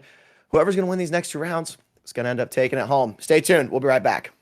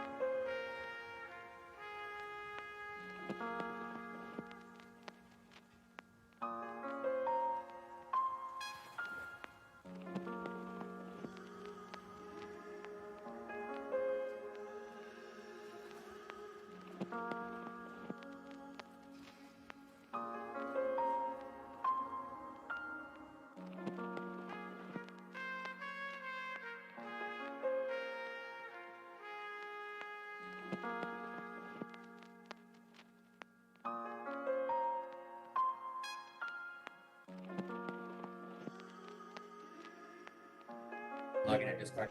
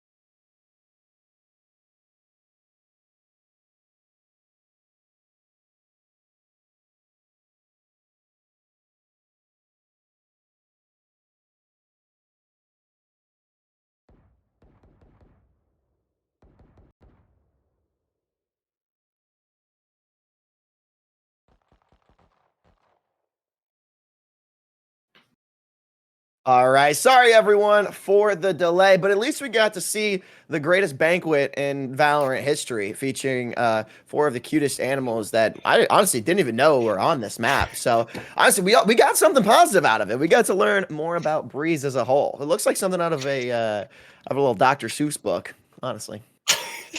I was not expecting you to say that. Oh my goodness. You got to be on your toes, brother. You got to be ready for anything. Hey, you're right. You caught me off guard, dude. I wasn't ready for it. I'll be ready in the future, though. But anyway, we are getting back into some gameplay. You know, Mr. Worm ready to go to see what he can do here on this map. Looks like players are ready to go here. We did just get a second go, maybe? There we go. All right, match timer is done and paused. Unfortunately, we cannot watch this for the rest of the time, but I would love to. But maybe after the game we'll be able to. Let's see, Shexy's going to be swinging on over this way. And now it is Droid, and we pause here at 11 all. Both teams had quite a little bit of momentum, a little bit of a cooler there, little ice the players going into some of the most important rounds of the bracket. Let's see who's going to pull it out. Monolithic here needs 2 rounds to close out the series, and Onyx trying to find 2 rounds here. Did Havoc just hit a snipe through the Viper ult? I think he did. I think he just blind fired into the Viper ult and hit a snipe. That's a huge snipe there. And now it's left to Jansport and Pluto to find this. Pluto with the Marshall trying to take a pick on Isolate. Jansport's going to push out here. He finds Droid, gets taken back by Isolate, and is left to the Pluto with the Sova. Oh, we got one of the ult. Enemy remaining. And Isolate's pushing him here. I don't think he knows. And Isolate finishes it off. Onyx. Isolate. And Onyx is up. I think is this the first time Onyx has had a lead all game? It might be, but no, they won the first round. But since then, this is the first lead that Onyx has had since round number 1. First round in both maps, really. And what a better time to have it. One more round, and they're going to bring it here to a map number 3. But if Monolithic has anything to say about it, they're going to clutch up here and put it into overtime. Like you said, that snipe through the ult was probably what saved the round there for him. Yeah, honestly, if he doesn't snipe switches there on site and that smoke doesn't go down, they have a way harder task ahead of them. But man, that blind fire really saved them there.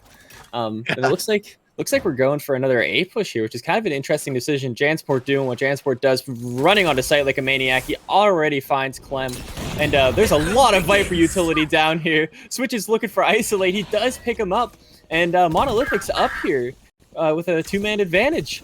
Yeah, Monolithic has sight control as well. Lightning trying to pick something up there with the ult. I think he gets a little bit of damage. It's Chexy picking up 2 Havoc and Lightning. So if as long as Droid doesn't clutch up here, we might be going on into an overtime between these two teams. I don't think he is, but Clumsy. I've been doing nothing but cursing this entire time, so you know, you never know. Oh, he hits the headshot there, dude. He's got such a. Oh no! Oh man, the hello, brother. That's just a meme right there. You think you're shooting one, and then here comes all 4 of them, locked and loaded straight onto the head. But we are here going into overtime. We got 12 each on the side of Onyx. And why am I totally spacing the name right here? I've said it 43 times. Monolithic. Dude, I don't know what it is. My brain was working up until just that point. You know, honestly, I feel like my brain is currently working better than it was at that point. So maybe we flip-flop between the break. Hey, you're welcome. You're welcome. I'm still thinking about that picnic. Dude, it's such a cute picnic. I mean, it's adorable. Maybe want some chicken. I might have to Uber Eats some over to my house here. But, I mean, you may have to wait. It depends on how long this overtime goes, brother. As Shagsy's going to rotate, or pop now Flash in. Knows that the entire party is pushing up into B aggressively. Monolithic here on the defense. We have seen Onyx play really well on attacking. It's been a couple of rounds since then. However, picking up 2 here, almost clear to sight. Jan and Havoc both making some big trades as they push on, and oh man, Lightning with a nasty shot onto switches. And Clumsy's out here looking for Clem. I don't think Clem knows that he's over there. We haven't heard much from Clumsy lately. So it looks like we're going to right now as he finds the first and second pick on Havoc and Lightning. Clem's still sitting in this corner waiting out the Reyna push. Clumsy looking to see if he can see him. No, Clumsy, you see his arm. You see his arm. Oh, nice shot. Oh, nice. Enemy remaining. And there it is. Monolithic takes that first defense round. Yeah, if they can pick up this next round here, Monolithic is going to close it out. Dude, I love this one. Every time, we've seen this so often with this Zed Valorant finishing move, and it's a nice little party about every other round. Yeah, man. I honestly, didn't think I would like those skins that much, and then I couldn't help myself and bought them. So, yeah. All right, be honest with me here. How much money have you burned in the in-game store? I don't want to talk about it. And on to the next round here. Honestly, unironically, I think the last time I checked, it was around $500. All right, love that for a free-to-play game. Yeah, I mean, I've put so many hours into it. I feel like it's worth my money, and that's kind of how I look at it. Hey, you make money so you can spend it. That's just where you choose to spend it. Ain't no problem with it. Yeah, exactly. And there's also going to be no problem here. Chexy working his way up.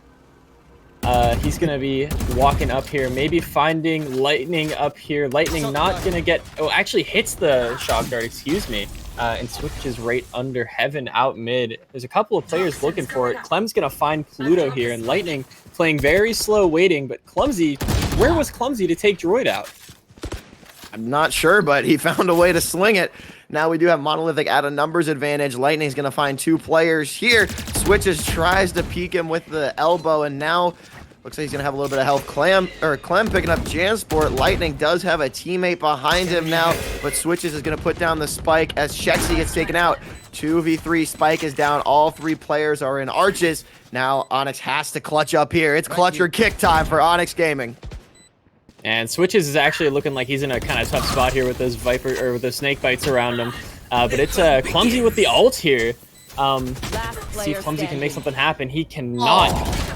And we're in double overtime. Wow. And Clumsy popping the ult there. That's exactly what you wanted to see from your Reyna in that situation, but you gotta be able to hit that shot there. Get your crosshair a little bit higher. You're picking up that first kill, and then it's gonna be it's a pretty dirty one on the second kill. But we're going into double overtime. Like you said, Onyx is back on the attacker. We've seen, what was it, 2 defensive rounds in a row? We need to see who wins attacking here first. Yeah, honestly, both teams have done really, really well on defense on this map. So I feel like the first person to take this attacking round is going to take the whole game. It may be the case here as we're taking a look at the scoreboard. Switches 28 and 20. Absolutely has been slaying this entire time. And you do have Droid over there at 21 and 18.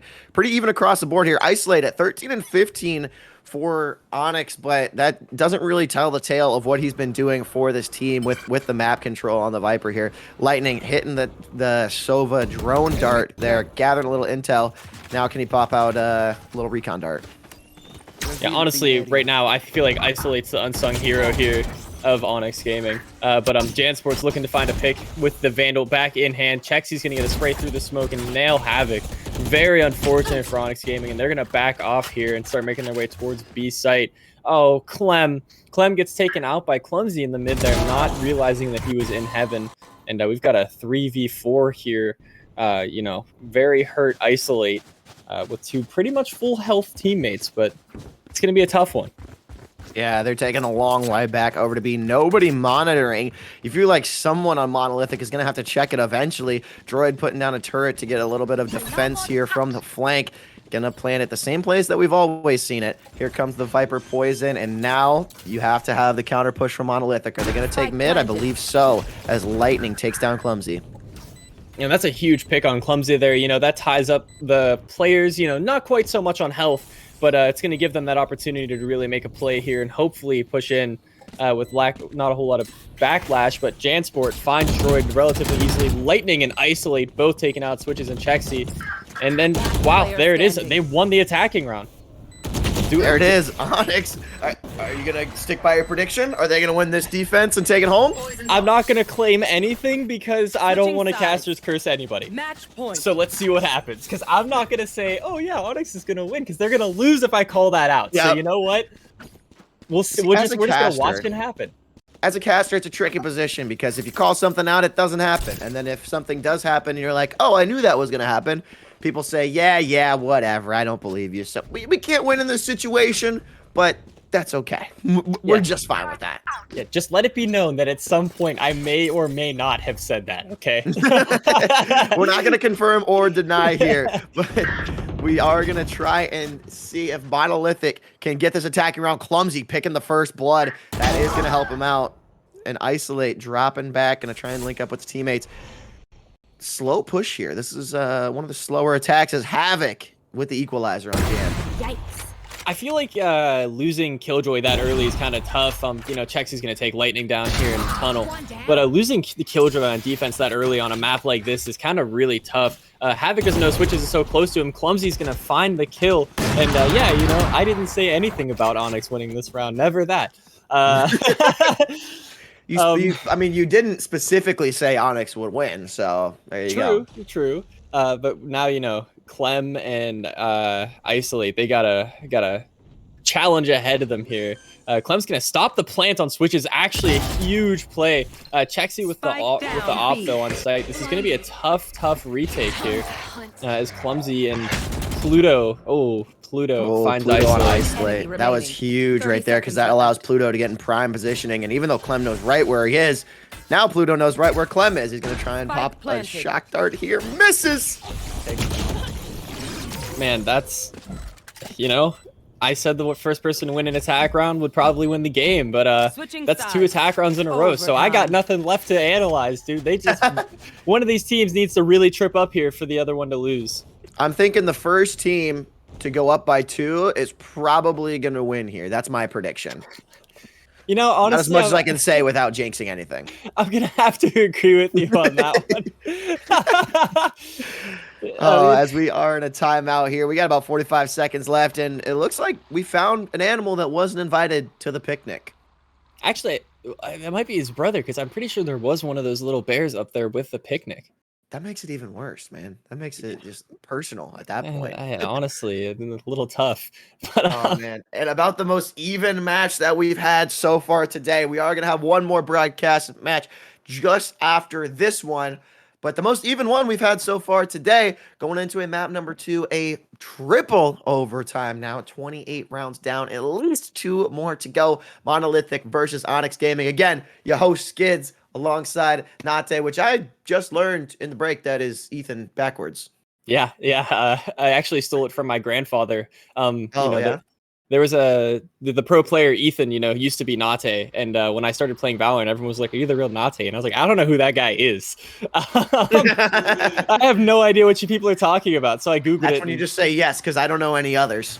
yeah, but yeah, so I googled it and found out. But no, I got it from my grandfather way back in the day. Well, there you go. Love to see it. And now everyone at home is going to remember the name and go look it up on Twitter, Twitch, YouTube, and every platform and hit you with a follow. I just know it. Oh, thank you so much for the self promo, and I feel like you guys should probably check out Skids too. That guy's he's kind of a gamer when it comes down to it. But we got a really slow push here, starting off from Onyx Gaming. They're all kind of playing really slow here. Oh no, Jet out mid might be getting picked off here. Oh, the trigger discipline. Pluto's just watching Havoc walk past. They think it's safe. No, Pluto, you wait a second, but he gets joined anyway.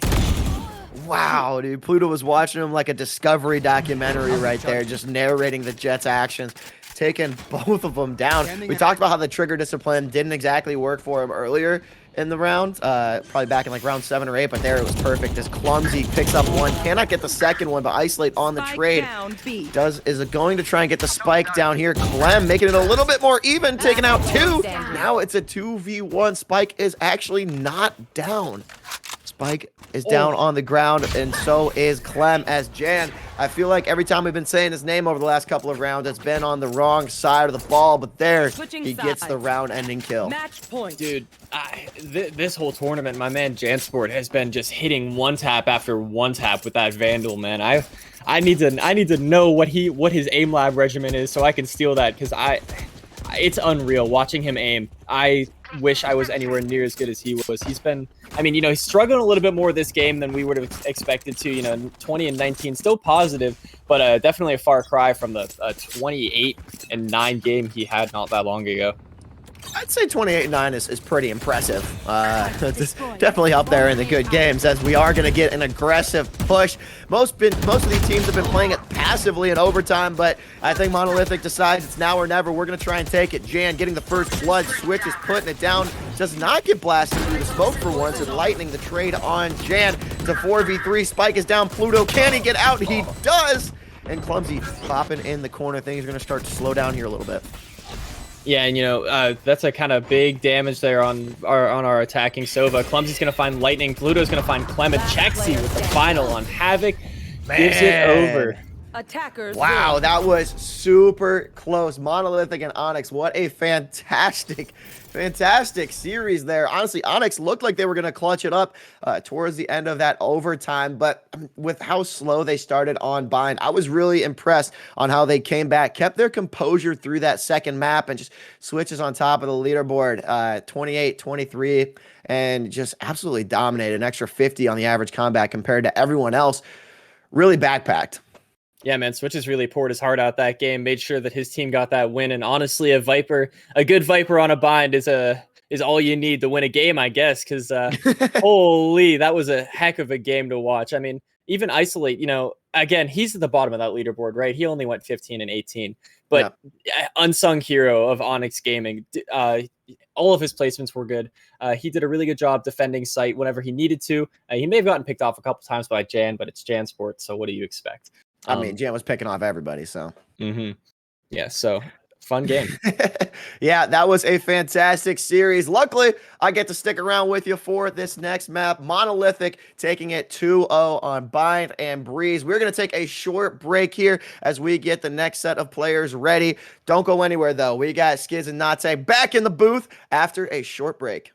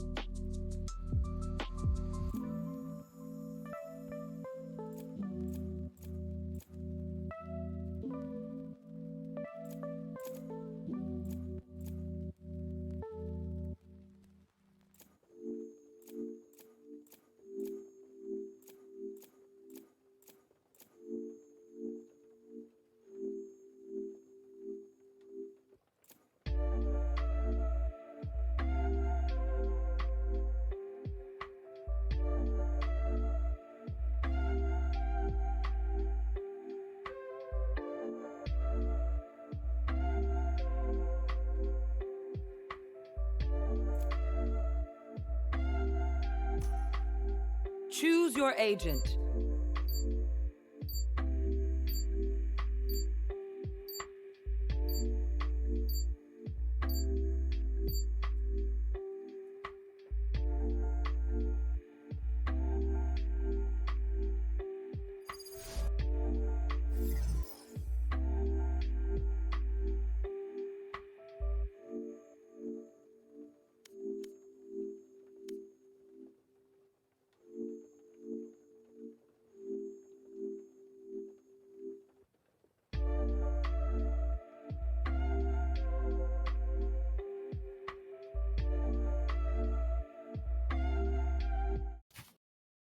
Ladies and gentlemen, welcome back for real this time to AGN Valorant at Lubbock, Texas. We got the duo back again. We got Skids and Nate back on the mics. And not only are we back for this game, but we also have Monolithic, who we just saw defeat Onyx Gaming in 2 maps. Monolithic is going to be taking on Stay Frosty. And there's something interesting about this Stay Frosty team here, Nate.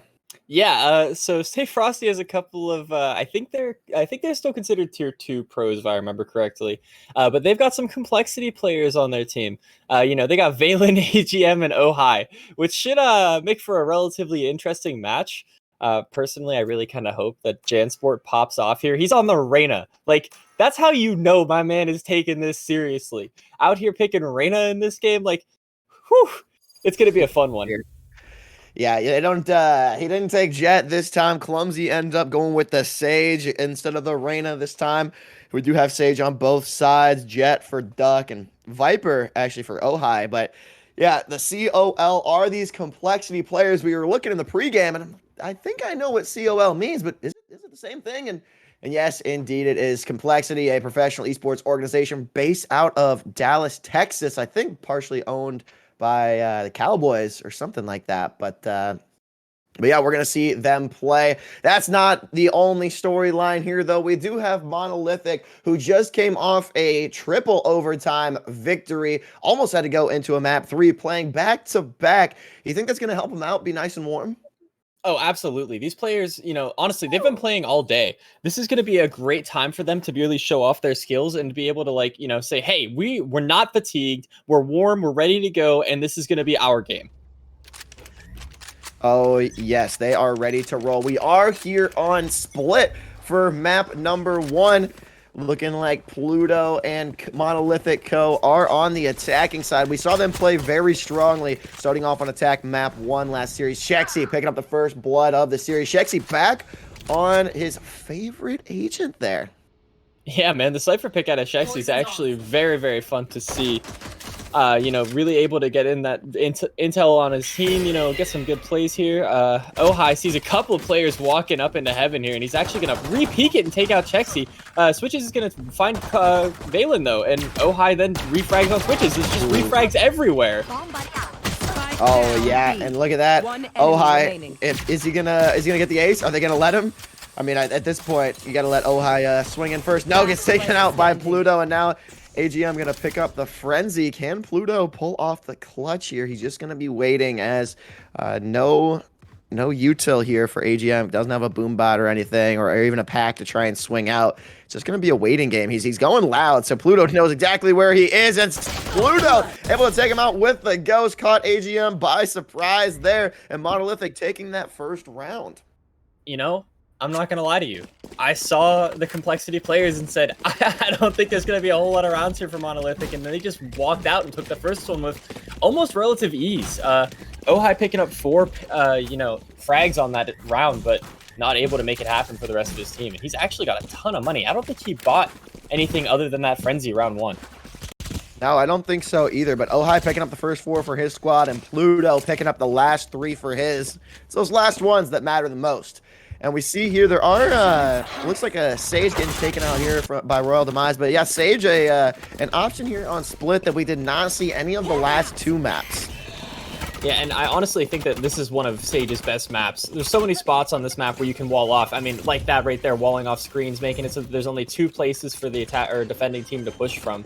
And they've got a really good sight hold here. AGM's going to try to get a right click through that smoke, not going to find anything. And Switches, man, he's hungry for it, standing in this smoke. Ohai's going to take a pick out on Pluto, though.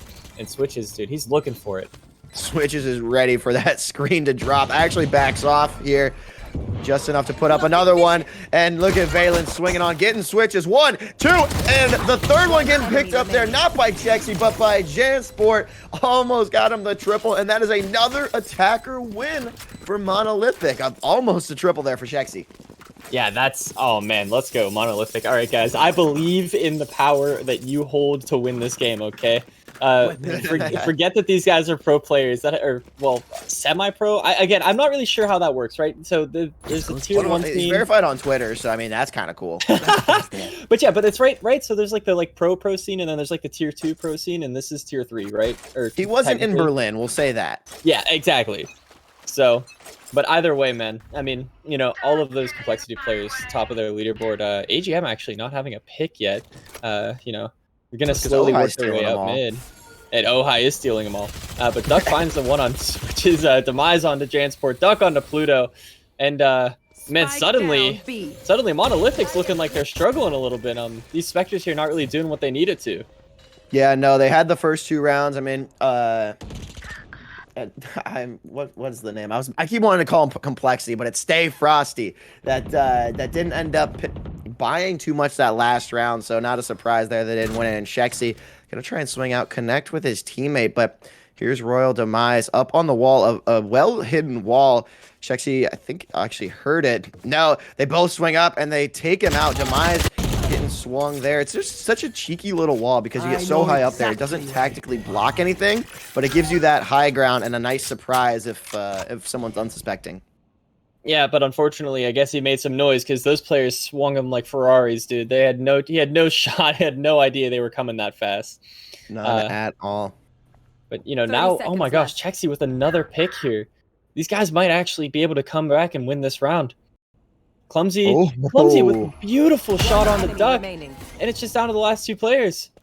Valen takes Chexy out, but Clumsy tells Valen no, and they win this round from being down. It was 4-2, wasn't it? Something like that, yeah. And I love that celebration there from Clumsy, just staring down at the floor after clutching down a massive round there from him. And we mentioned over on Breeze how Clumsy was rocking that Reyna, and it was an interesting play because I think you said you and Sasano watched him play Reyna earlier and it didn't go as well, but now a completely different agent here with Sage. Yeah, and honestly, I feel like him on the Sage is a very, very good decision here. I think it lets him play a little bit slower, so he's not quite pushing the site, and he's kind of able to like get those frags that he needs to. Obviously, he's playing a little bit more aggressive as a Sage here. I mean, already Fumin up through the through the sewers, and Jansport's gonna find Duck nice and early. Yeah, Duck with a shorty there. That's not really what you want when 4 guys come charging in your face, but he tried his best, and now Demise is trying to push shots down there. Jansport getting the pick. We do see the couple Phantoms and Vandals on the side of Monolithic. Let's see if Ohai can sneak around. They did here. Picks up 1 with the share. Can he get a second one? No, he's just going to drop swing back up and get picked off by Chexy. And Chexy with a really good flank there. You know, he waited for those players to get off at A site before he started making his way on. And Valen, speaking of flanks, they have no idea he's behind them. Outflank the flanker. Can he get the second? Find easy second on Pluto. And now it's a 1v2 situation here. Switch is on his own. Valen just running at him. Switches wants nothing to do with that. Oh, he picked up both! Switch is there on the clutch! Popped them both on the swing! Oh, I did not think that was gonna happen. Switches, that was huge. Let's go. Oh my goodness. They both swung out, revealing the position on those phantom shots on the right. Switch is getting the spike down. I mean, they swung properly. It's just Switches had the beautiful flick to pick up the 2-piece, and now they are up 4-0. Dude, Switches, this game, last game, he has turned it on. I don't know what he decided to drink in between that break, but it's working for him. Yeah, they did have the break there to have a nice little huddle, get the caffeine back in their systems, and they are cranking. Stay Frosty has not picked up a round yet. Monolithic at 4. Let's see if JanSport can get the first pick across here. Astra putting down some smokes, and here goes the wall, blocking off that ever so elusive B site. Honestly, I'm not sure that wall's a super great play because of AGM in heaven with the grenade, but Switches takes him out with no problem whatsoever. And Switches now on the back site jumping out at Valen. Ohai's going to find Clumsy, however, and it's a 3v3 on site here. Demise looking pretty hurt in heaven while Duck and Ohai kind of make their way back onto site. Yeah, we've seen Ohai all over the map so far. He's super mobile right here. Switch is trying to shoot through the smoke, and Ohai, trigger discipline, doesn't pop even just a blind fire to try and connect. Looks like Astra actually pulls back and puts the smoke back in place. Let's see when Ohai decides to swing out. You do see the Jet rotating all the way through mid here, but Cypher's got a beautiful angle. And yeah, that's Cypher's spot there too. Oh no, he's walking away. It looks like Duck Cypher, might pick him no! Cypher, no! Yep. Duck picks up Chexy, and now it's a 3v2 situation here. Ohai looking for Switches on site, knows he's close, finds the pick. Last up is Pluto. Pluto looking mighty hurt here, like no health left. Gets one pick, but Demise is able to find the refrag on it and give Stay Frosty their first round.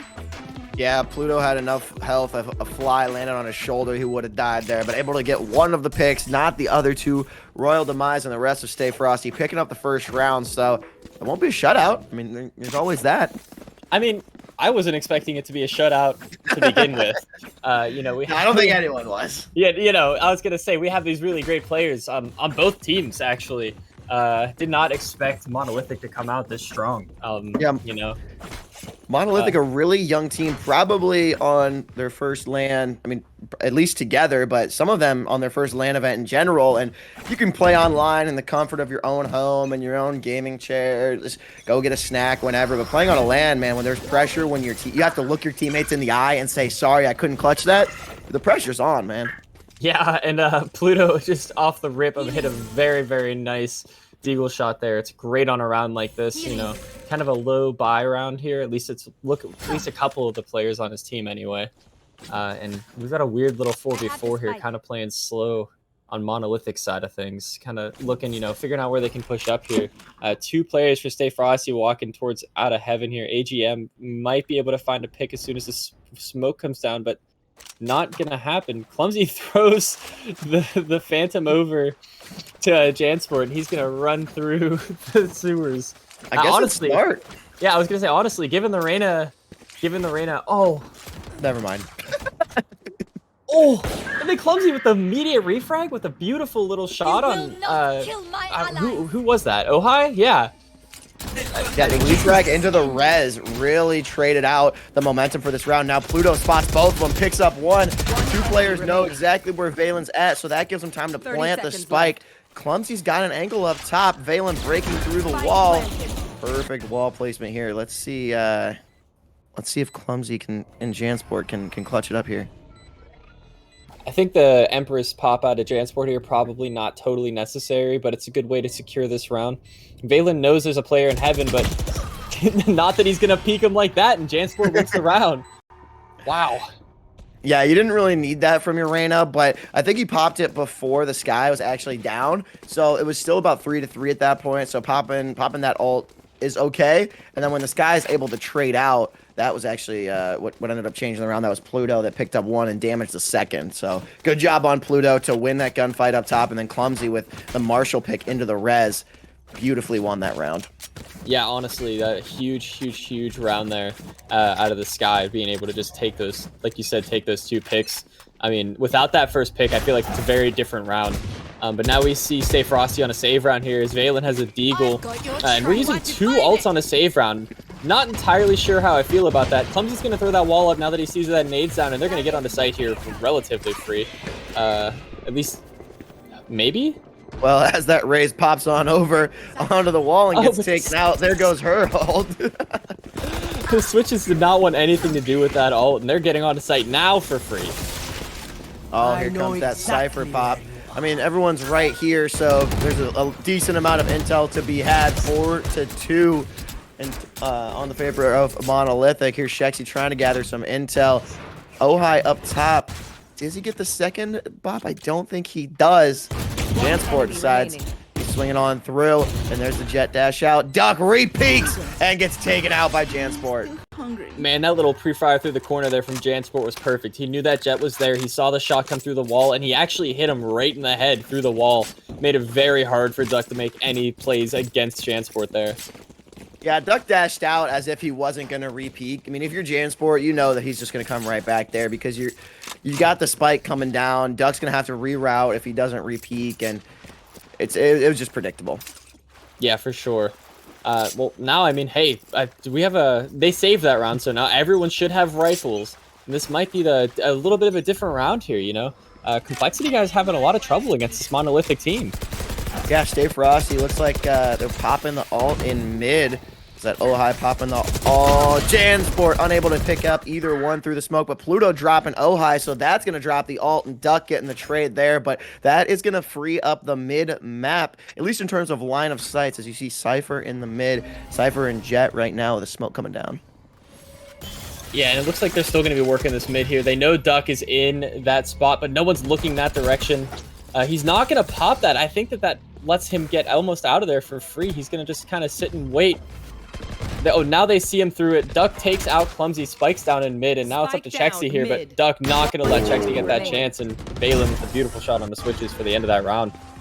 Yeah, Duck and the Astra for Stay Frosty. I forget who it was, but the discipline to not shoot down that tripwire for Cypher, because if they shoot it down, they know exactly where they are. They can rewind back and just shoot through the smoke. That was incredible discipline to leave it right there. Astra dropped her blind, and then when Sage repeaked and then Cypher repeaked, that allowed Duck to get 2 picks to win them the round. Yeah, and those 2 picks there out of Duck were honestly super huge. You know, they kind of needed that round. So Valen and Duck working together there, making sure that they can get that off. Actually, I've never seen a self Astra smoke in screens like that before, but it really worked out for them. And it's tactical. And now Duck, man, making his way up. He knows that they're on a little bit of a save round, so trying to see if he can maybe get a pick here. As these players slowly make their way up. Switches standing mighty close. Feels those shots whizzing past him. Oh, and Duck hits him with the right click. And second right click, Pluto with the trade there. And then Pluto's traded out too. And it's wow, that was extremely bold from Duck to bring the ult back into his pocket and right click with the classic. Pick that one up and then actually got the ult for the second there. 4-2 in favor of Stay Frosty right now. AGM and Ohai putting some shots into the blind. Cannot connect. Cypher is pretty low right now. And I don't think any players are going to rotate around. It's going to be a little long rotate if Stay Frosty were to try and get around. Yeah, and it's looking like they're just going to take their time here. You know, Monolithic not able to play this spike here. I almost wonder if Jansport and Chexy are going to be backing off here in terms of trying to save those rifles. But no, they're sticking around. They're fighting for it. Just one of you guys shoot a little bit more to the left. 30 seconds left. Yeah, they just really want to try and get a pick through that trap. Cannot connect. And now who's going to swing first? Both players coming in for Monolithic. Jansport gets taken down, and now Stay Frosty can push through if they want to. Doesn't have to. Royal Demise taking down Chexy through the blind. Yeah, honestly, I'm not sure about that one there. You know that Monolithic's on a little bit of a save round. I feel like it might have been a better decision to maybe try and save those Phantoms and just kind of back out there, because you know that you have, all of Stay Frosty watching that bomb. So trying to push in there and retake it is questionable decision at best, in my opinion. I don't know. What do you think, Skids? I mean, if it works, it's good. If it doesn't work, then it doesn't. That's my kind of take on something like that. Now, I think that it's about time for Stay Frosty to try and swing together some momentum in a few rounds as Duck picks off Jansport basically as soon as the wall drops. That was actually pretty impressive. So whatever it takes to pick up a couple rounds here going into the switch, best you can do is tie before halftime. Oh, he's not going to hit that other op shot, but Royal standing here too, waiting for these players to push up. You know, Switch is kind of playing in a weird angle here. I think he knows that he's being watched by Duck with this op, and he's just not having it. Ohio managed to find Chexy on the lurk over on A site, and it's looking like Monolithic is having some trouble here after losing those 2 rounds. Yeah, now's the time for them to swing back through. Valen has an angle on Pluto. Oh, clumsy with the discipline to look in there, but it's not enough as Demise takes him out. And that is going to be yet another round for Frosty. They almost had the angle there on the Astra, but they just had another player coming up through heaven to take him out. Yeah, I almost wonder right now. I mean, so Duck's going to be holding down B site. Looks like he's actually going to be heading towards mid here this round. I almost wonder if you want to try to avoid that operator and kind of rush a site here. You know, they don't really have a whole lot of utility to block it off other than the grenade and the snake bites on that side. So maybe a quick push could help them out here, but you know, Duck is walking out mid with the operator. Chexy knows that he's there, wants nothing to do with it, just takes off back into spawn. Yeah, we did not get the quick push that you wanted, leaving Spike back in the spawn. Now it looks like they're going to get a little rotation over into B. No challenges yet. Demise is going to drop back out of mid, pop up into heaven, maybe give Astra a little help because he probably he heard the ult orb get popped there by the Cypher. That's what it was. Popping a slow and still no engagements. Now we have 3 swinging back in through mid and a nice trade there. Jansport takes out Duck, although Clumsy gets taken out. That's okay. We are even strength still. Valen's going to find Chexy trying to lurk his way through B. Chexy's got to kind of maybe reassess his lurking here. He's struggling a little bit. Got picked off both of the last rounds. But we've got this whole team making their way up into heaven here. And I don't think they know Royal's up above. They see the wall now, though. Jansport not able to hit that op shot.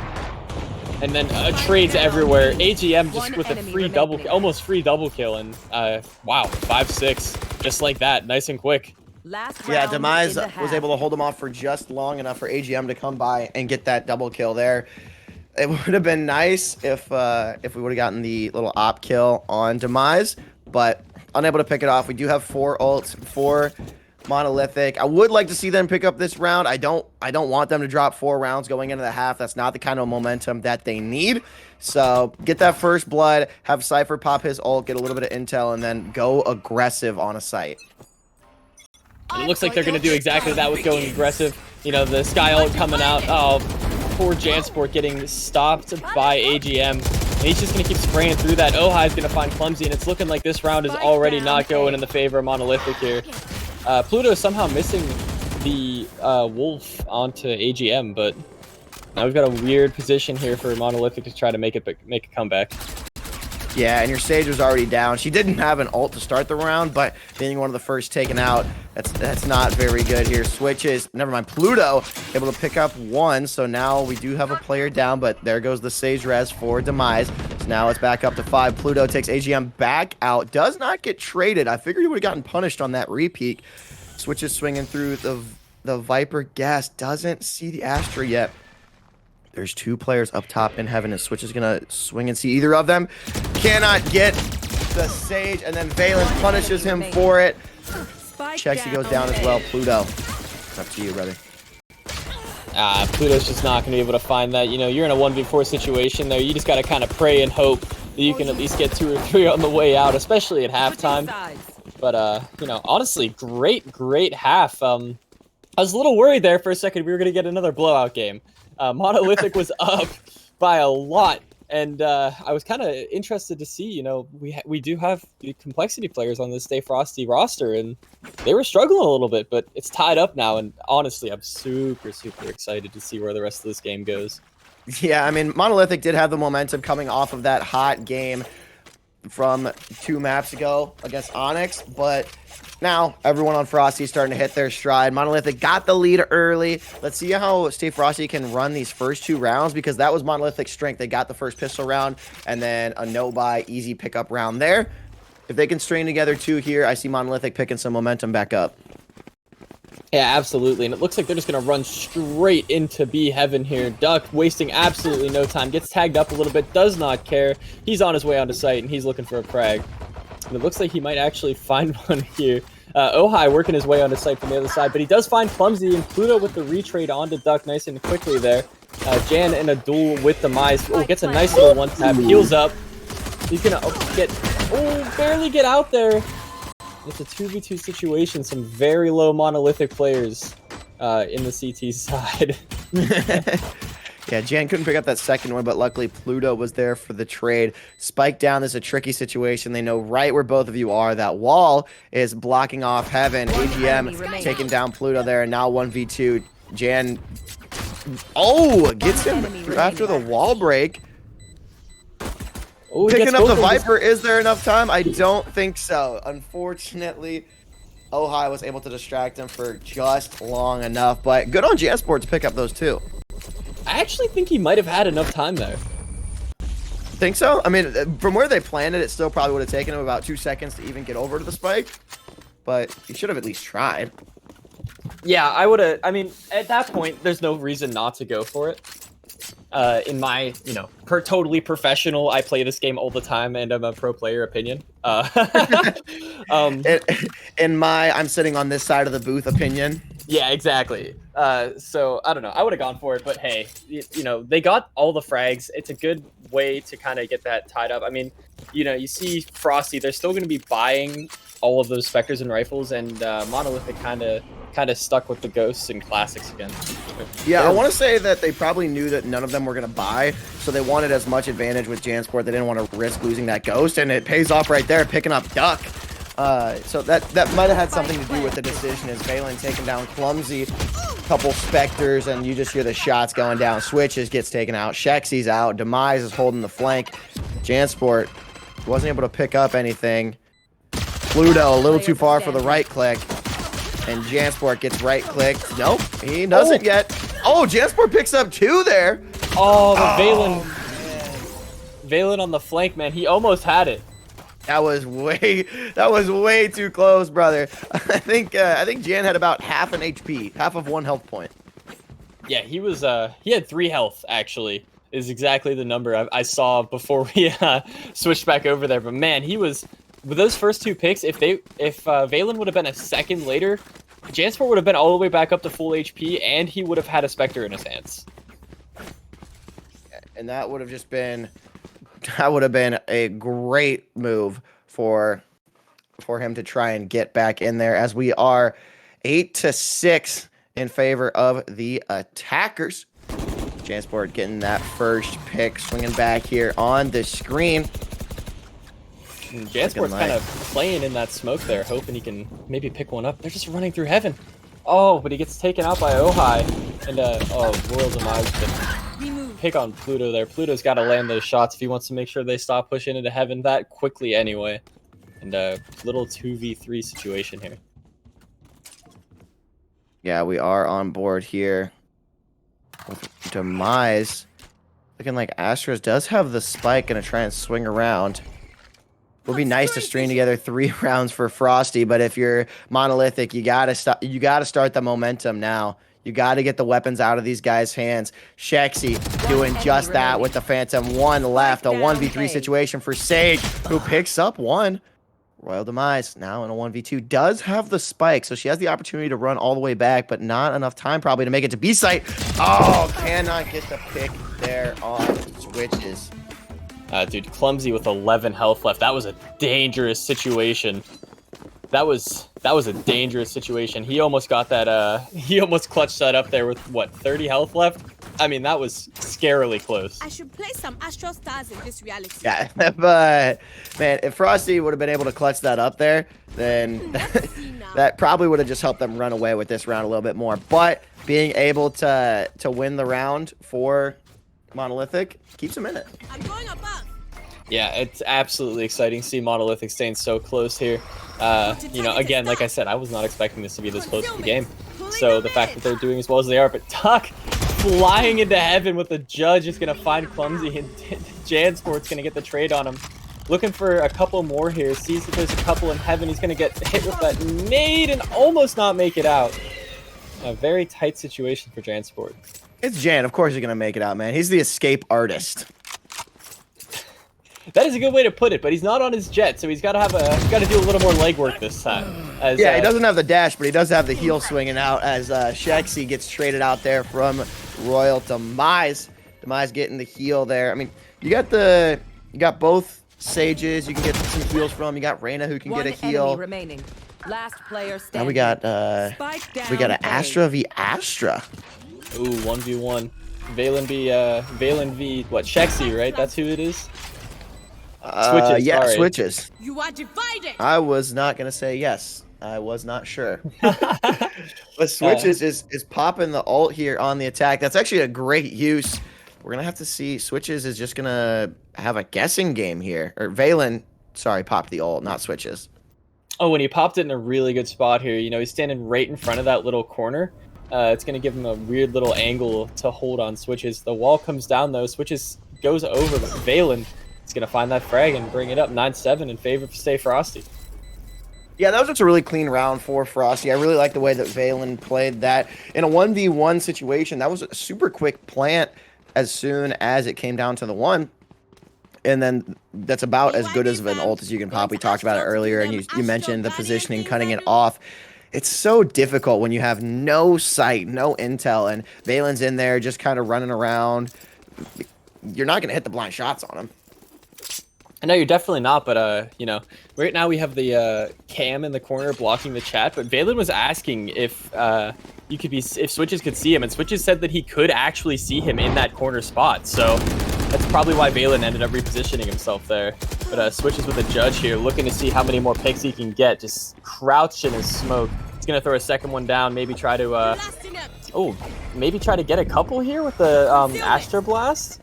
You will Oh, in he goes. Got one. Yeah, I got one out of it, but then Sage getting the res on the Jet. Now Jet pops the ult, and can she pick up anything? AGN taking down Shexy, a 4v3. Now's the time they can swing in. But Reyna says, no, thank you, has a sheriff on AGN, and then Demise is like, no, guys, slow down, let's back up here. Jansport peeking out the perfect time as Demise is trying to put up his wall. That is just Valorant timing at its finest. Yeah, I honestly don't think that Royal Demise there was expecting Jansport to peek him that quickly, knowing he had a Vandal against the Deagle. But Jansport, as we know, is a mad lad, and he was definitely going for it. Like, even Duck is respecting him here, and he absolutely should, because Jan got the pick on him.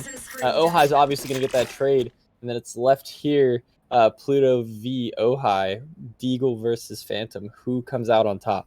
Yeah, you just gotta kind of hold the angle on the wall here. Ohai pops a little gas. Wall's breaking, and Ohai knew right where Pluto was. Toxin dropped. Great use there. And it was kind of funny watching Duck do his little dash, because as soon as he dashed up, he hit the roof right back down. And I don't know if he was trying to get up on the wall or trying to get a little peek over it, but he had about half a second where he could even see anything trying to dash up in that tunnel. Yeah, and honestly, I think he does that dash there because he is respectful of the fact that Jansport can hit some nasty shots. You know, we've seen Jan that round hit 2 great Deagle shots on the other team. So it was really kind of like, hey. But it was really kind of like, hey, you know, I respect this player. I've got my knives out. Maybe I can get the little peek on him here over the Sage wall. And he actually wasn't able to do it. Jansport just perfect aim in that scenario. Yeah, that sheriff play on Jansport just made me laugh so hard, because AGM, he's peeking out and then he's dead. Everyone's like, no, back up, everyone, let's reassess. We're gonna take a pause. And speaking of pauses, we are taking a short break right now. Looks like we may have a disconnect. Someone's got to get some fixes going here. We do have Stay Frosty up 10-7 on Monolithic. We just a little short recap. Monolithic was up 6-2. They won the first 2 rounds, then got up 6-2. Stay Frosty winning the last 4 rounds of the first half, tying it up to 6-6. Then taking a short little lead, and now we are at 10-7. So this has been a very even matchup, and more even than we thought. Yeah, definitely more even than we thought. I'm not gonna lie, and nothing against Monolithic's skill, but I saw Complexity players, and I was very, very worried about their game. It's the name brand. Well, yeah, that's exactly it, right? I mean, you have these players that are signed to a team, like they have made it. Yeah. And so, you kind of look at that and you go, well, Monolithic's probably going to struggle this game. But no, they've kept it close the whole time. They may have struggled at the end of the first half, but 10-7, especially at this point in the game, on defense, on split, I mean, I think you're in a perfect position here to bring this back. No problem whatsoever. Oh, yeah, and for sure. And for guys like Monolithic and really anybody at a LAN event, LANs are a great opportunity for you to prove yourself against viable competition. You network, you meet new people, meet your opponents, probably cause more rivalries than friendships. But a lot of these, especially the young guys, I mean, we got 14 and 15-year-old on the side of Monolithic, a bunch of young players that are in their first competition. This is a great opportunity to show what you're capable of, show you could be a team player. And when you get guys that are signed to professional organizations, those are guys that are going to be great recommendations of, hey, I saw this guy perform at Lubbock. This man dropped 22 on me on bind. Yeah, we need him for this spot right here.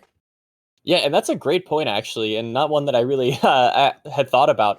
I've personally never been to a LAN myself that wasn't hosted by my friends. So I've never had to network anything outside of me just screwing around with my buddies.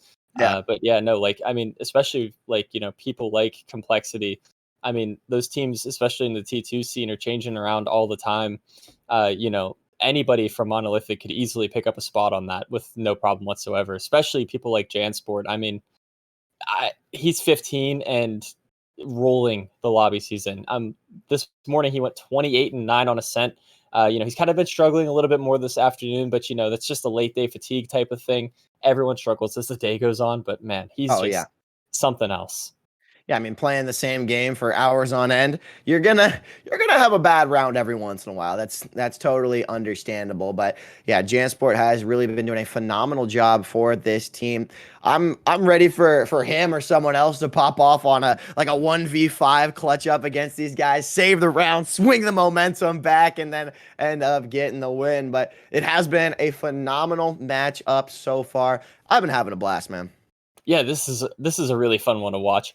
I mean, honestly, even the rounds which each team is losing, whether it is on the side of Stay Frosty or Monolithic, they're not totally one-sided very often. There's 1 or 2 rounds that we've had so far where it's been totally towards Monolithic or it's been totally towards, Stay Frosty, but otherwise, I mean, it's a good duel every time, and that's more fun to watch than a total blowout. And both these teams are trying their hearts out right now. It's definitely more entertaining when it's not a lopsided affair. A little bit more of a competition than the last series, game 1, than that 13-3 matchup here. But okay, so 3 more rounds for Frosty, 6 more rounds for Monolithic. What's your prediction? Which one's gonna happen? Honestly, I'm probably gonna say Frosty's gonna take this one. Monolithic is struggling a little bit more on the defense here than they probably should be for what is a defense-sided map. I think they need to slow it down a little bit. They can't play quite as aggressive as Stay Frosty was during those defense rounds, at least the back 4 defense rounds in the first half. Now that we're getting into the, later on, we're kind of seeing them, push up a little more and get a little more, aggressive towards these teams. If they just slow it down a little bit, back off, maybe Chexy plays a little farther back on site, towards CT. I think that you might have a better shot here, definitely stopping this push or even just doing a retake. Yeah. So now that you said all of that, we're going to have 6 rounds in a row from Monolithic. I'm not predicting it. That's not me caster cursing anything. I'm just merely saying that because you said that, the opposite's going to happen. For most of the things that I've said today, the opposite has happened. So I wouldn't be very hard pressed to find that they do actually happen. Oh, Yeah, man. it's a long caster curse row, but you know these guys are really solid. Hopefully we can get back into some of this action here shortly. Looks like we do have 2 ults on the side, and this is just stuff that we can see right now. I see you guys are watching our beautiful faces, but we got 2 ults on the side of Frosty. We do have the Raze and we have the Viper, and then we have 3 ults on the side of Monolithic. We have the Cypher, the Reyna, and the Astra. Honestly, I think the Astra ult here is the only one that's going to make a huge difference in any of these rounds. I feel like that both teams have been struggling to kind of get onto site consistently. So the Viper ult from Ohi is going to be a little bit harder there. And that Raze ult we already saw get missed once. And then as for, defenders here, Reyna ult is Reyna ult. It will either make a Pretty difference good or one. it won't. And then Cypher, you got to get that early pick. And if he does play back like I would hope he does from this point forward, it's going to be a little bit harder to get that ult out and actually get those information as early as you can. Yeah, the only time that we saw the Cypher ult was at the very beginning of like a ballroom blitz. All 10 players were just inside the same room, and then Cypher popped his ult and kind of got some information out of it. And then the Reyna ult, she got taken out right away, or like I'm pretty sure she got taken out right away one time, and then another time she popped it and didn't need to, and they ended up winning the round. But we are actually going to toss over to a short little break here as we're still figuring some stuff out. I'm running out of stall topics, so Yeah, I'm kind of out just, too. You got all mine. let's just toss it over to a quick little break. Maybe a LAN cam. We'll see you guys here shortly.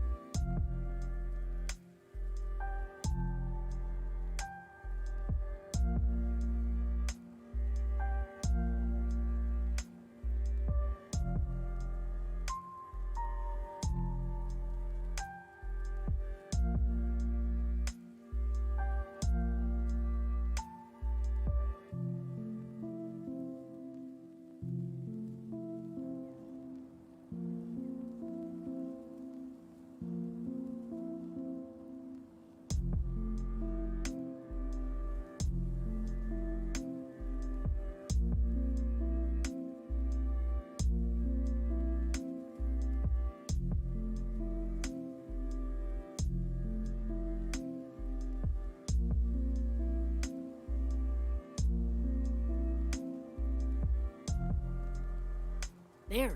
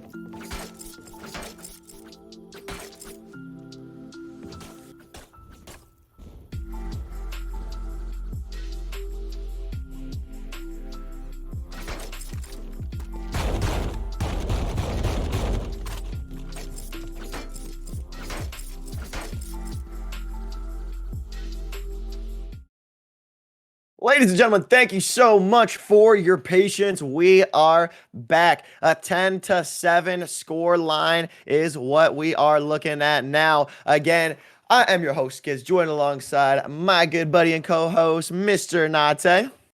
Hello, everybody. We're finally back. Had to be a little patient there. It took a little while to get Jan's computer back on, but now that we're all set, we got a good game ahead of us. I'm pretty excited to watch it go.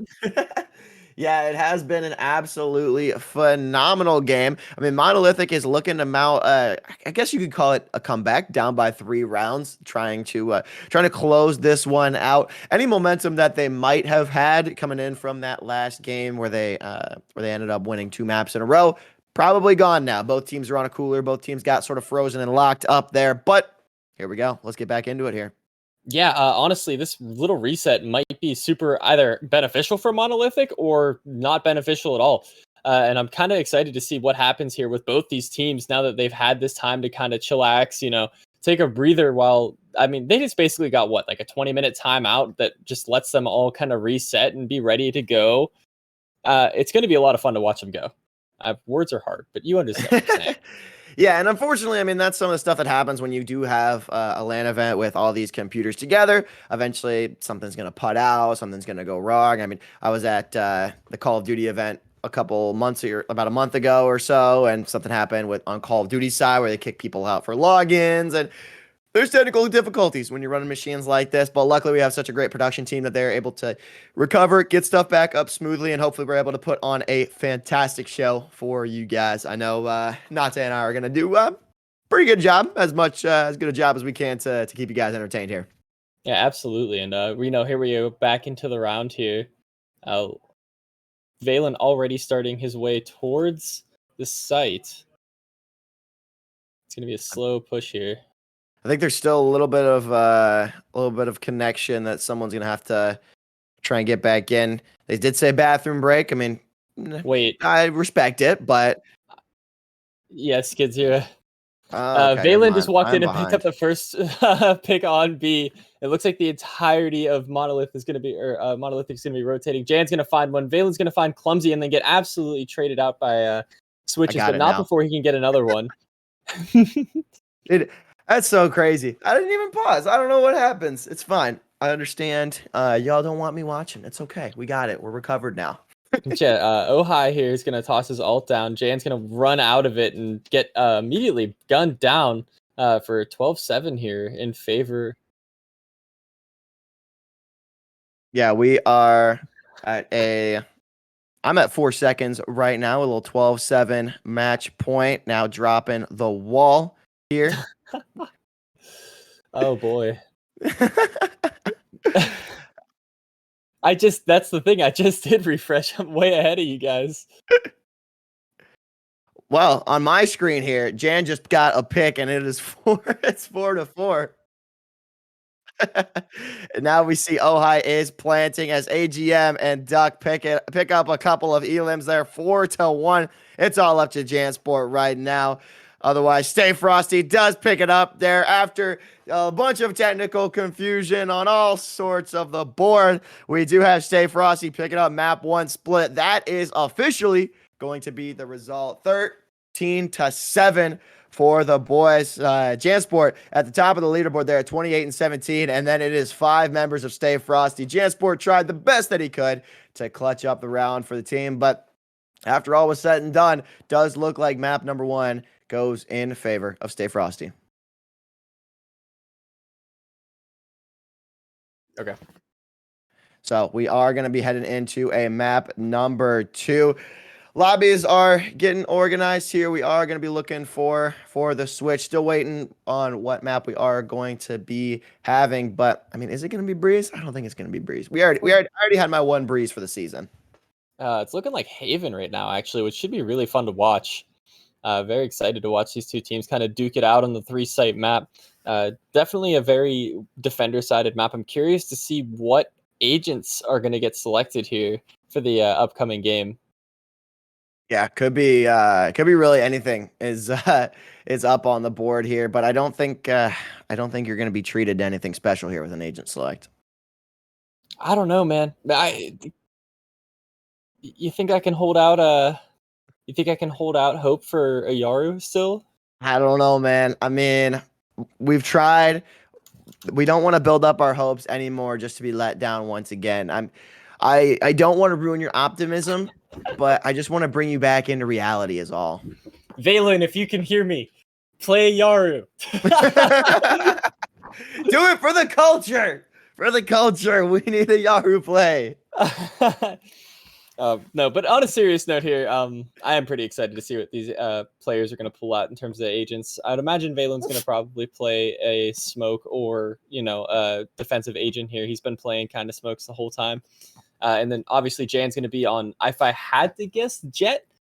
This is a great map for Jet, especially with all those long lanes that you can find some easy snipes down. So he should have a relatively easy time playing Jet.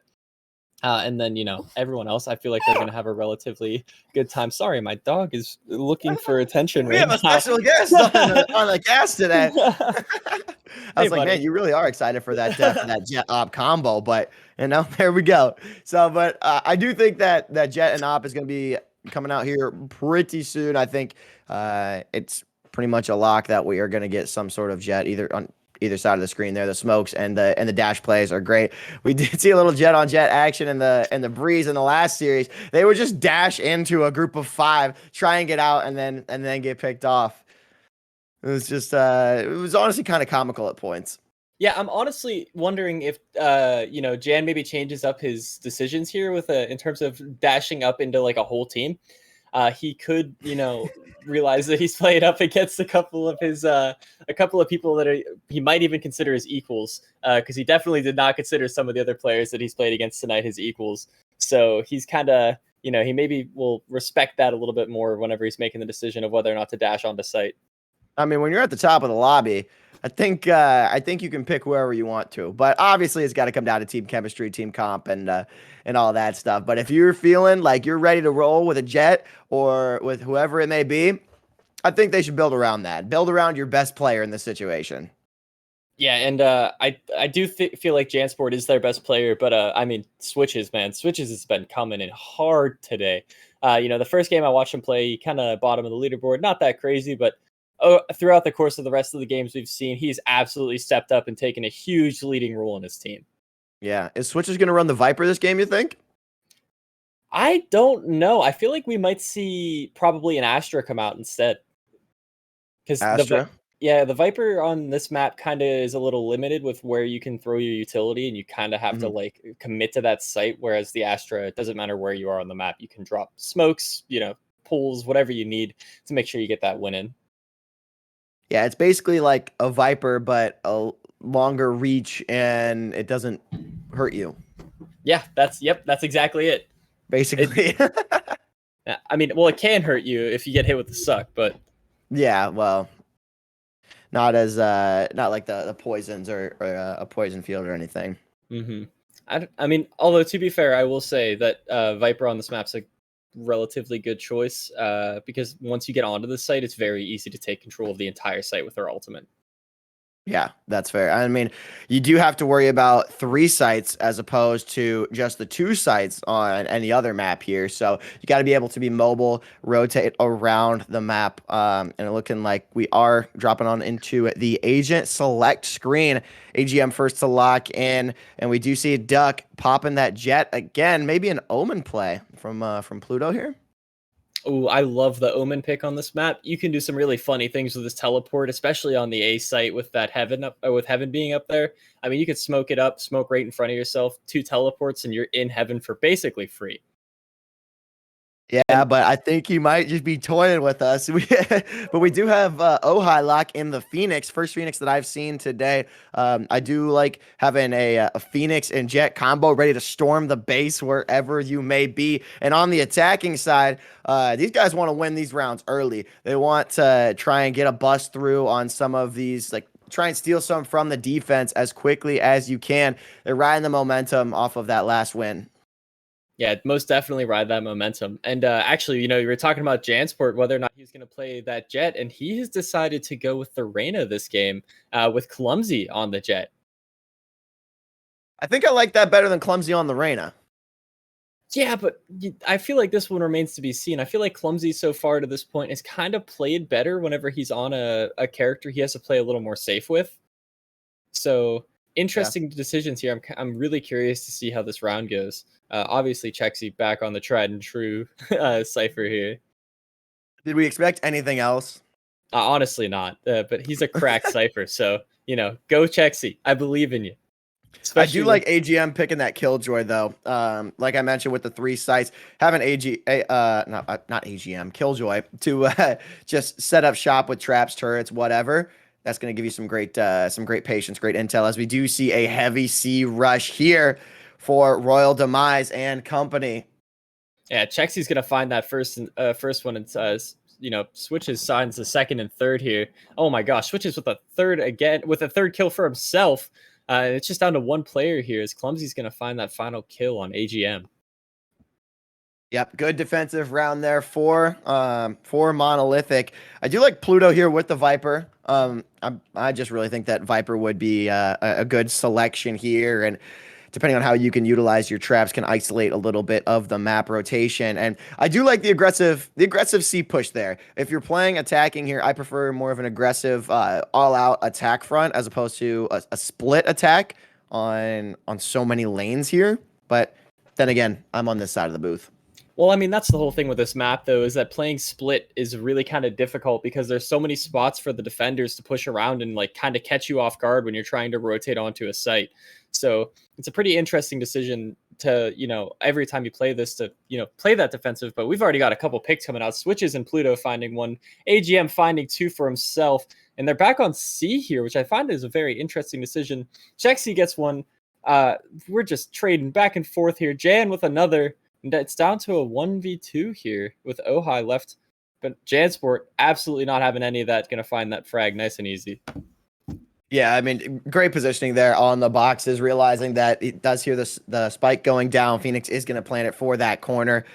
Phoenix has to pop up his head eventually. He can't just dash out of there like a jet. So, Jan, great map awareness, great situational awareness, clutching up that second round. That's 2 defensive rounds for Monolithic. Yeah, and those are great 2 first defensive rounds here. They're obviously going to be on that save round here, see if they can get that bonus up, which honestly it did go well for them last time, as they were able to use Spectres and Marshals to take down Stay Frosty over there with pure unrifled rifles, right? Or unrivaled rifles, excuse me. Unrifled rivals. Yeah, words. I mean, either one of those works, really, if you think about it. That's a good point. But Jan here with the Deagle back in hand, man. It's just well, now not anymore. Jan's Deagle gets taken out as Duck getting the first pick. Clumsy, is that it's got a little Marshall in his hands? That is a Marshall in his hands. I'm curious to see if he can hit that shot. I think this is the second or third time we've seen Clumsy with the Marshall. And I don't know how well it's worked out, honestly. Most of the time it's like Jansport or even what's his name? I'm blanking on his name, but the person who's been playing Ash Switches, that's who it is, who's had the Marshall that's done really well with it. But, as we can see, not going to be able to do it as we get a flawless round here out of Stay Frosty, and it happened very, very quickly. Yeah, put some guns back in Frosty's hands and easy round there. Clumsy purchasing the op now. You saw I did have 4,500 credits that was able to grab those for the op. And let's see if we can get a second round in here for Stay Frosty. Not a single person dying there. Look at that. 5-2, 3-2. Valen and Royal Demise still have yet to get on the board, though. Yeah, well, I mean, to be fair, though, both these players are doing exactly what they need to in terms of getting intel for their site and smoking it off to where they, don't really have too much of a problem getting on. I mean, you could see Demise's dart coming out down in short here immediately, just trying to make sure there's no one being cheeky, pushing up there. And then he immediately drones it out. Like, all that util just gives them that quick speed on. The Killjoy ult, they're just flying onto site, no problem whatsoever. Switch is thinking about using the ult, but doesn't. And Ohai hits the first pick on Jansport. Yeah, I do like that ult play from Ohai, pushing on into sight, getting 1, getting 2 there before the ult ends up breaking. So that's a great way to utilize your free life. But Valen getting taken out there, and now Royal Demise picking up 1. Can he get the player up in heaven? No, gets flashed instead, grabs the spike, and Switch is taking out 3 there, getting 4 on the round, and the final 3. I did not think that they were going to be able to pick that one up after a beautiful double kill with Phoenix ult. Man, that execution to get onto site was almost flawless, but their retake was even more flawless. I mean, they used what? I think they used 2 ults there. They used the AGM used his oh my gosh, Killjoy ult, and Killjoy. then, and Ojai uses Phoenix ult, and they just got shut down as they were pushing on the site, or as they were holding the site, which is kind of a big deal. You can't really lose rounds like that when you're blowing 2 ults to win that round. Yeah, no, they really wanted to keep the momentum in their favor, but instead brought it right back into Monolithic. Now Switch is holding down. Raj is popping back into C. Let's see if Ojai can push up through it to the B site. You do see Spike lagging a little bit behind. Ojai's going to try and get this first break in here. Duck, great op play there on Switches. Yeah, definitely great pick there to start this round off. And as you can see, you know, it's a big push onto B here. Duck flying onto site here, looking for that pick.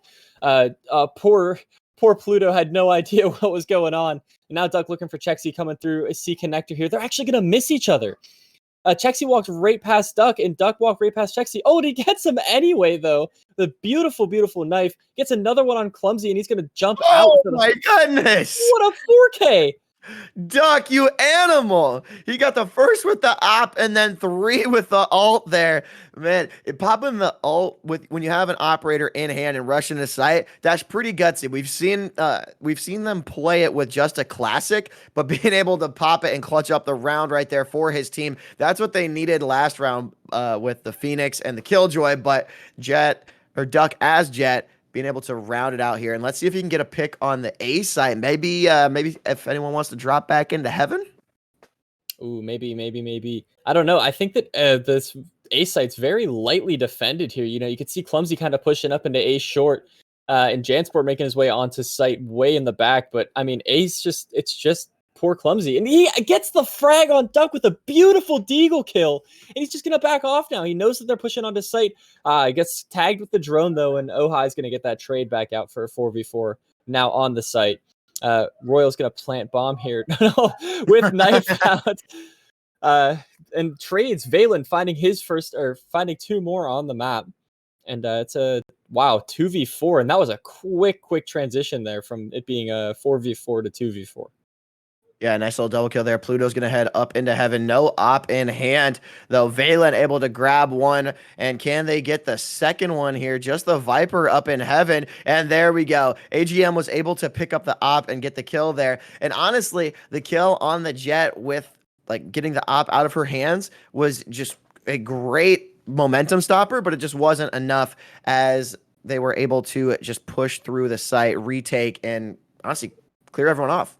Yeah, unfortunately, I feel like if Monolithic has one more player over on A site there to kind of slow down that push to come up long, I think that Clumsy gets out of short there with a free pick on a Vandal or on an op, with a Deagle. And that's a huge pick there.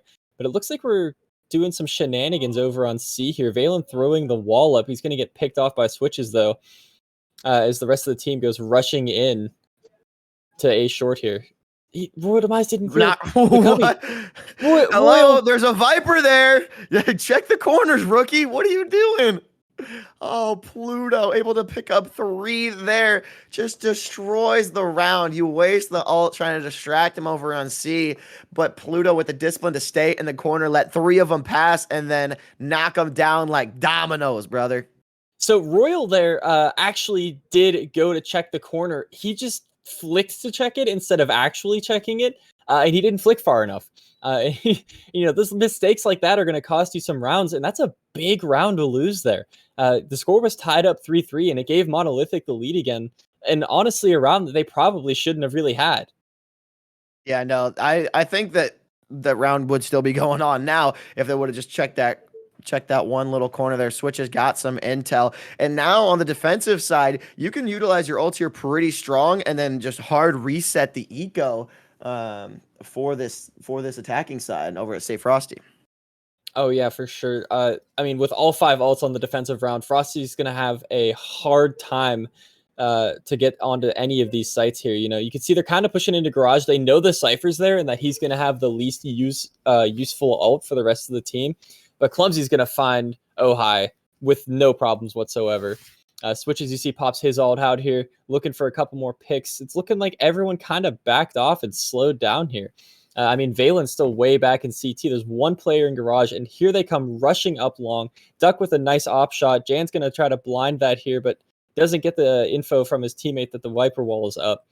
And now it's a 3v4 in favor of Stay Frosty as they rotate back over towards A. Duck's op pick was massive there, and then the Sova dart to kind of counteract Jansport's little blind, but that allowed them to kind of rotate around back and wasting the Viper ult over on C. I mean, she's just going to stay put right there, but it's going to take her a little bit to rotate on over if they do get the A push, and here does come the plant. Spike is down, and Jansport is all on his own, and there, Royal Demise taking him out. Viper running as fast as he can through spawn. Clumsy waiting for his teammate to try and swing out and retake site.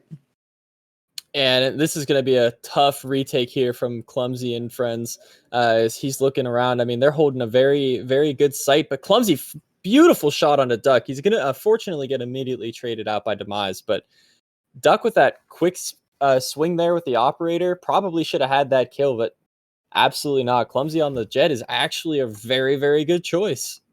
Now, do you think that Viper ult over on C was a little trigger happy? I mean, you saw them trying to push in with the Sova dart, get some recon, but you already had the wall to block them off from coming, and you didn't know where Spike was, so it seems a little premature to me.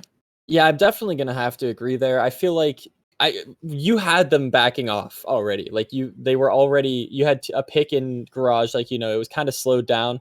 It was really not that necessary.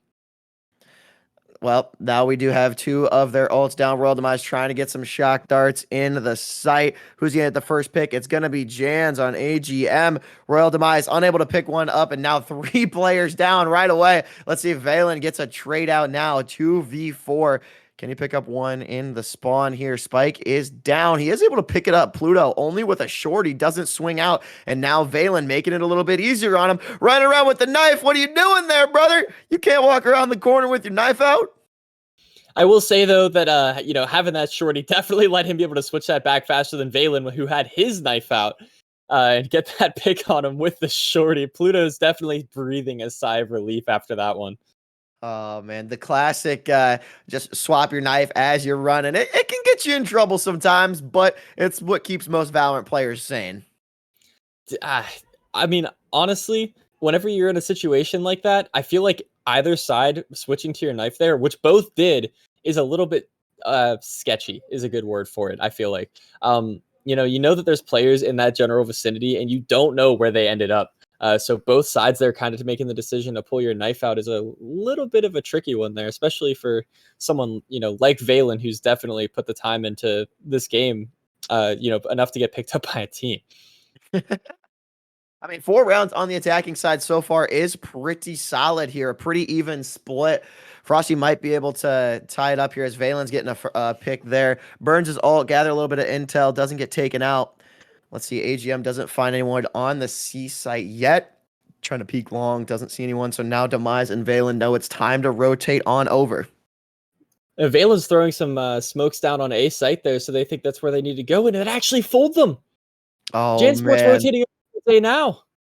Oh, that's so brutal. It's one of those, like when you're playing rock, paper, scissors, you're like, okay, he went paper last time, so he's going to go rock, now scissors, and you're playing mind games. You don't know which one to go for, but now they're swinging back over into C. One player gets taken down. It's a 4v2, pushing up through garage, checks, he gets taken down, and so does Pluto. Brilliant little switcheroo there to tie it up at 5 apiece. Honestly, if Chexy isn't still in garage there, they have no idea that they're running down the C-long. Mm-hmm. Well, that's smart, though, because you can't send everyone aggressively on A when you don't have eyes on anyone. You got to leave at least one planted. So that's pretty smart on Chexy to just stay calm and patient. And unfortunately, it wasn't enough. I mean, to be fair, they were also in that, 3v5 situation. So, a little tough no matter where you're at here. Valen's looking like he's going to get a little spicy down C long here. There's 2 players close to him. We got Jansport waiting to see if he can hit this deagle shot. Oh, but Valen tells him no. That's tough. Royal Demise going to find one on Pluto too, and Duck gets one on Chexy. Wow. It's 5-0 here for Monolithic. Or 5-2 here. Monolithic going to have to come back. Duck with a beautiful shot on Clumsy. And all that's left is switches in garage. And Unfortunately, there goes the Ojai. flawless. I mean, they didn't really end up buying much there, so we're gonna get a full buy here before this, before the halftime poll, and 6-5 right here. Is this what you expected the round count to be after halftime? Honestly, yes. After last game, I was expecting it to be about the same in the first half, around 6-6, and that one of these teams was going to take off and run with it in the second half. So, pretty excited here to see, another close game. Again, both these teams, it's down to one player making a mistake that's giving up rounds. Not checking your corner or not having the right intel is just that one little mistake is causing all the difference in these rounds early on in this game. And here come the ults. We do have the Sova getting popped over on C. Pluto able to swing around and get a pop. Here comes the Killjoy ult on the attacking side, trying to push everyone out of C and get on in. We do see a player getting taken down there. It's 4-2 in favor of Monolithic. Can they swing into the site? No. Player going down. Pluto ready to swing on into site. Yeah, it's looking like they're going to be fighting here over site. Little flash there out of the Phoenix. Going to toss another one out. Oh, gets two of them with it. Gets one pick. He's going to back off, but he is actually going to re-peek it. Wow. Everyone just died there in the matter of, 3-4 seconds. It was a nice, quick one. Great round there for Stay Frosty. Oh, yes, indeed. And so here we are on good old pistol rounds. Let's see. It looks like we got positive scores across the board for everyone on Frosty. And then looking like just it's at 10-10 for switches at going even, and Chexy, man, at 2-10. That's just brutal. Yeah, that is a tough one for sure. Chexy's really struggling this game. And honestly, I think it's kind of because it didn't matter where Stay Frosty was going. They were running it down. And one poor Cypher there can only do so much to stop that push. This is going to be This is going to be so much fun here. Second half is coming up. Frosty at 7, Monolithic at 5. Frosty did win map number 1, so they're hoping to clutch it up here as Duck getting traded out. So now we're at 4v4. Yeah, it's going to be a quick one here. Ojai's going to get taken out by Switches, and then Switches is going to back off, so Demise can't get the pick on him. But AGM's going to find Jansport. Then Chexy's going to find AGM. It's just back and forth. Switches onto Royal Demise. And last it's Switches. And the Switches, Pluto, and Chexy against Valen. Valen's going to find the first one. Sees the foot of Switches as he walks behind it. Goes into his astral form. Interesting decision. Yeah, while he's exposed. Yeah, it looks like he was probably going for the pool there. Almost with the clutch. Wow. Man, that was almost super nice there, but Switch is able to stay composed with that crouch shot. I really thought he was going to get that third one after the one tap on Chexy. Hey man, you know what? If anyone's going to get that clutch with that one tap, it's going to be Valen, and he was very, very close to hitting it. Yeah, I'll take one player alive. If you're gonna lose that round, might as well take everyone down with you. So Switch is the last alive. Looks like we might get a soft buy from these guys, or actually we're getting Spectres across the board, and then a couple shorties for Frosty. And this is a scary round here, Stay Frosty's got a couple of shorties there. Yeah, as you can see, AGN trying to get one on Jansport, not going to be able to do it. And they are on site for basically free. Spike is down. Jansport and Chexy picking up the first couple of elims here. And now it's a 1v5.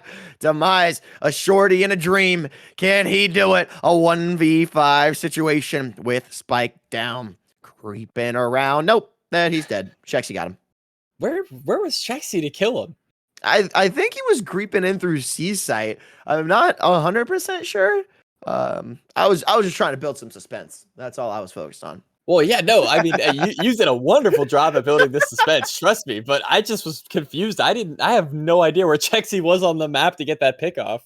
Yeah, well, apparently neither did Demise as he gets eliminated inside of Garage there.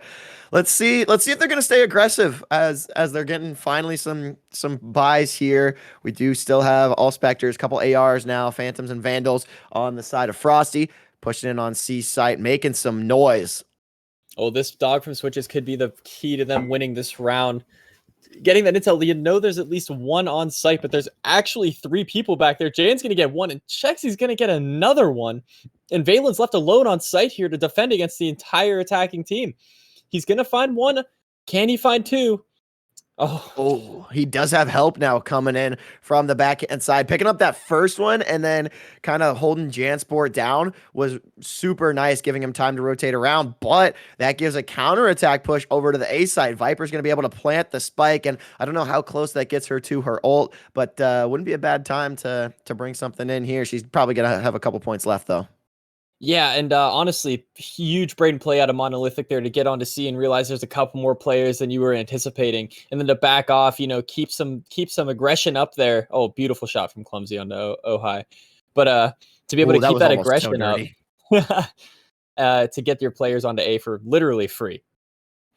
Yeah, that was great. Now Shexy in a 2v1 picks it up there. Another attacking win for Monolithic. 8-7 is the advantage now for them. I love the communication. I love how they're all rotating around together. Everyone's hitting stride. I mean, the first game, they looked really well. Nice little cooler. Didn't end up, wasn't able to take the first map. Rather, sorry, I'm starting to, my brain's moving a million miles an hour right now. It's moving faster than I can talk. But they're looking good now. I want to see another unified front, hard push, but looks like they're going to split up instead. I mean, honestly, splitting up here is not a terrible idea. This is going to get you your whole team an opinion or an idea about where Stay Frosty is on the map. And AGM looking out the garage there, very close to hitting that. Jansport's going to take Valen down on C, and it looks like they're just going to run it straight up onto C. Oh, AGM with a great shot onto Jansport, and it looked like Switches was trying to get knife him in there. He tried, but he went with the right click instead. It was almost cool. It was almost really cool. I mean, hey, if I had the opportunity to knife a professional player in a LAN scenario, I think I would have gone for it too. Oh, yeah, I'm putting that in my highlight reel for sure. Without a doubt. But Duck with a really nice shot on a Pluto there, looking to see if he can find another one here. Does realize this guy's in CT, so he's going to go ahead and reroute into the garage push onto C. He walks through it, gets sprayed, and Chexy with another one. We were just talking about Chexy struggling a little bit, but these couple attacking rounds, he's really been popping off. Which is interesting. I would imagine a Cypher to be a little bit stronger on a defensive round on this map, but Chexy's hitting a stride here. Yeah, it's honestly really good to see. And also, if you take a split second here to look at their econ, Monolithic is rich. They haven't had to buy anything for like 3 rounds. They've all been alive. The deep pockets. But this is going to make it a troublesome scenario for Stay Frosty. Yeah, Frosty can't string something here. They're still going to have 2 rounds to wipe out their eco. We do have the ult popped from Phoenix, but gets taken out right away. Switch is taken out. Ojai now. Shexy doesn't see anything. Ojai getting 2. Viper popping an ult on the B side, but madness is still ensuing. Yeah, there's just fighting going on everywhere. Players on each side of the map trying their best to hold this down, but it's just trade after trade. I mean, I couldn't even keep up with who all was dying there. We do have Spike planted down, though. Monolithic with 2 on site. Chexy getting hit with that's going to make it really hard for him to live in the smoke. Duck gets... Duck, you're so dirty, bro. Picking up those 2. He's already got the ult. Is he going to... Yeah, he's going to give the defuse over to someone else to get another point. But, man, nice double kill to close out that round. And I almost wonder if the decision to kind of keep each, Chexy and I'm already blanking on Pluto close to each other there was a good one because it did end up leading to their demise, but they were also in a 3v2 situation. So I don't know how you play that any better there. It's just kind of unfortunate the timing of Duck walking into that smoke, being able to see both of them at the same time. It's crazy because the Viper ult both helps and hurts you with limited visibility. I mean, it does help in the sense of they don't know how to have like an attacking, like a unified front, but also someone can just sneak up on you and pop both of you at the same time if you're unfortunately looking at the same angle. So, yeah, that is very true. But Duck with the aggressive play out mid here. He is running it down behind Monolithic here. I love using a knife to take that thing out. He gets 1, but Chexy lurking over on C is going to get the refrag, and I think that's actually going to cause Monolithic to back off of A here. Yeah, it's definitely gonna slow down this push here. As Ohai swinging over to C. Do you see a couple Astro bulbs ready to pop at any moment?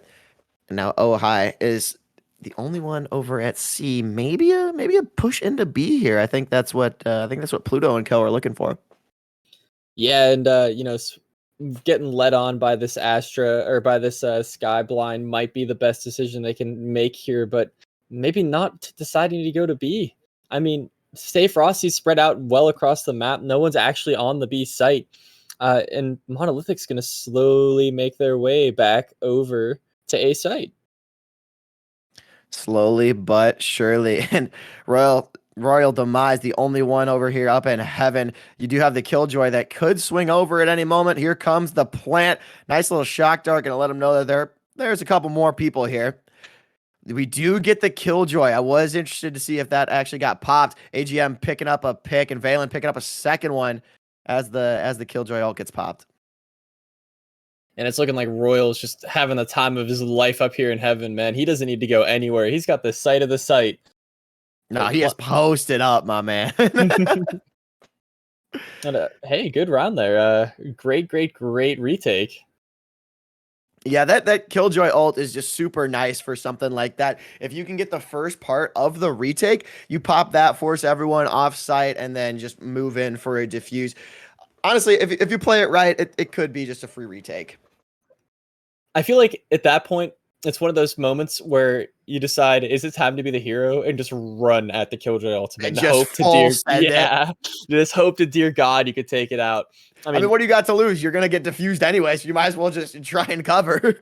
Yeah, exactly. I mean, unless they're that worried about econ, which I mean, at that I mean, point, we just talked about all the econ they just had, so maybe they ended up losing it. Who knows? that's actually exactly what I was gonna say. Oh, Duck almost hits a nice shot there, but now we've got trades coming out on both sides. 2v4 scenario here, in favor of Stay Frosty. Royal's looking for that pick on Clumsy. He saw his feet go and he's chasing him down with the drone. Clumsy said, "Leave me alone."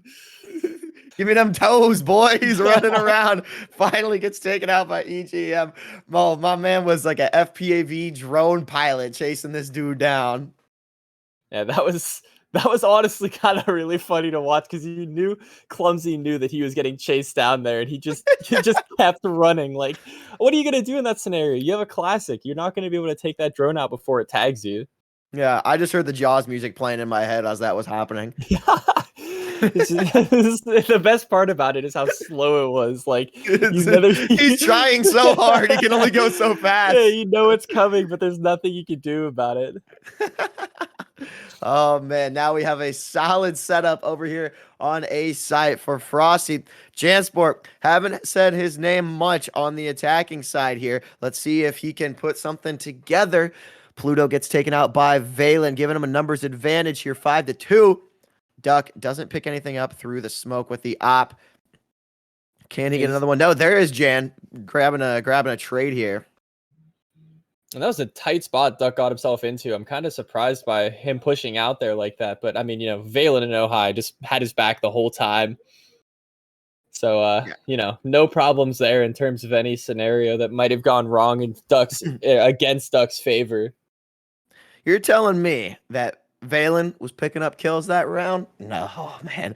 I don't know. This dude has been all over the place. I feel like every time we get a feed on, it's always just that little Astra picture just pops up in the top right corner. Man, Valen, we were talking about the Omen earlier, and I feel like Valen is playing this game like an Omen. He's everywhere all the time, and it feels like he could teleport to those weird spots to get to where he needs to. Oh, look at this. Who's going to peek first? Oh, Duck gets the op shot as AGM also gets another op pick. Man, I love watching those guys just like slowly creep around the corner. You know he's there, but you got to wait to see who peeks first. Oh, dude, Duck just did not care about Pluto's snake bite and ran right through it. He wants this pick. They don't know where he is. Switches Oh, gets now they do. yeah, Switches gets royal, but he's very hurt from that situation here.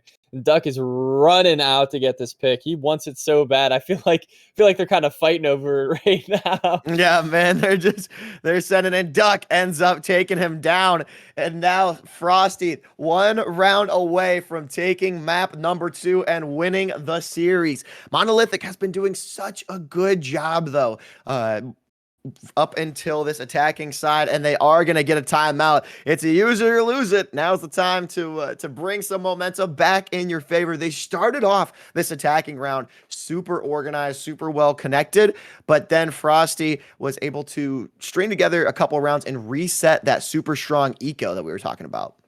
Yeah, and I feel like almost at this point, this little stop and take a breath was definitely needed. I almost feel like Monolithic got their feet under them a lot faster than Stay Frosty did. But once Stay Frosty got their feet back under themselves, it was just kind of GG game over, and they've been winning relatively easily here.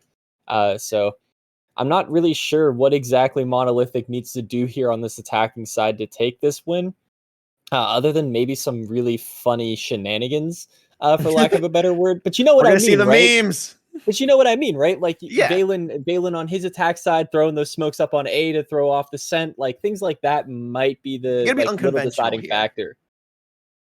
Yeah, you got to be unconventional here and try something different. I mean, dude, look at that Frosty. Everyone is positive on that team. That's crazy.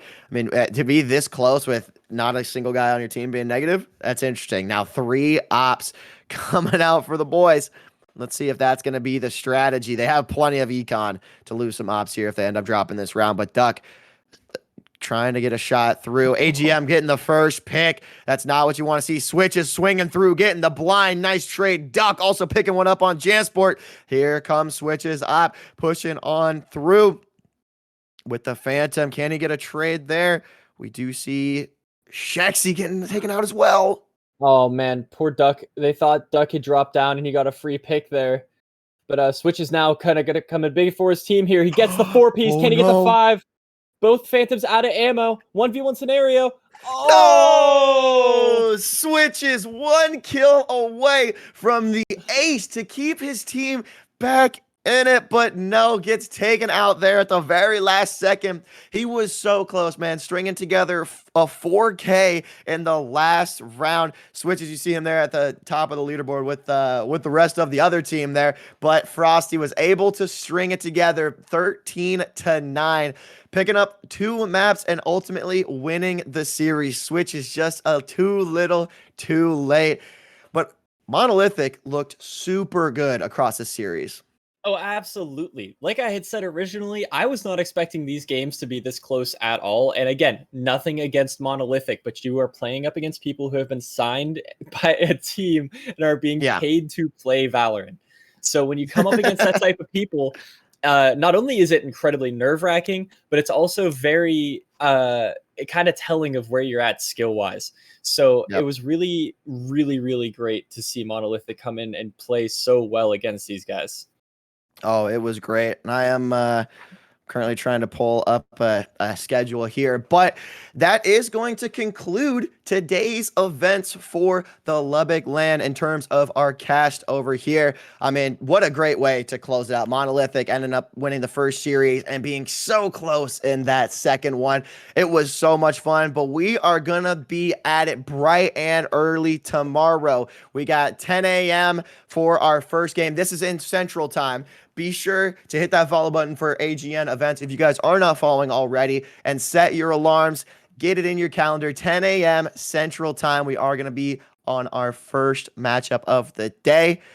Man, it's been a great one. Oh yeah, I think that this series was by far my favorite to cast so far. And Skids, that's in no small part to you. I mean, we got such a good lineup here. It's like picking a favorite kid. You can't pick a favorite caster. We all got our strengths. We're all best in our own regards. But again, be sure to hit up my man Nate on all socials, brother, and Skids as well. Search me up everywhere. It's been a real pleasure. I'm gonna miss you guys tonight, but I will see you bright and early tomorrow. Signing off for AGN Valorant in Lubbock, Texas.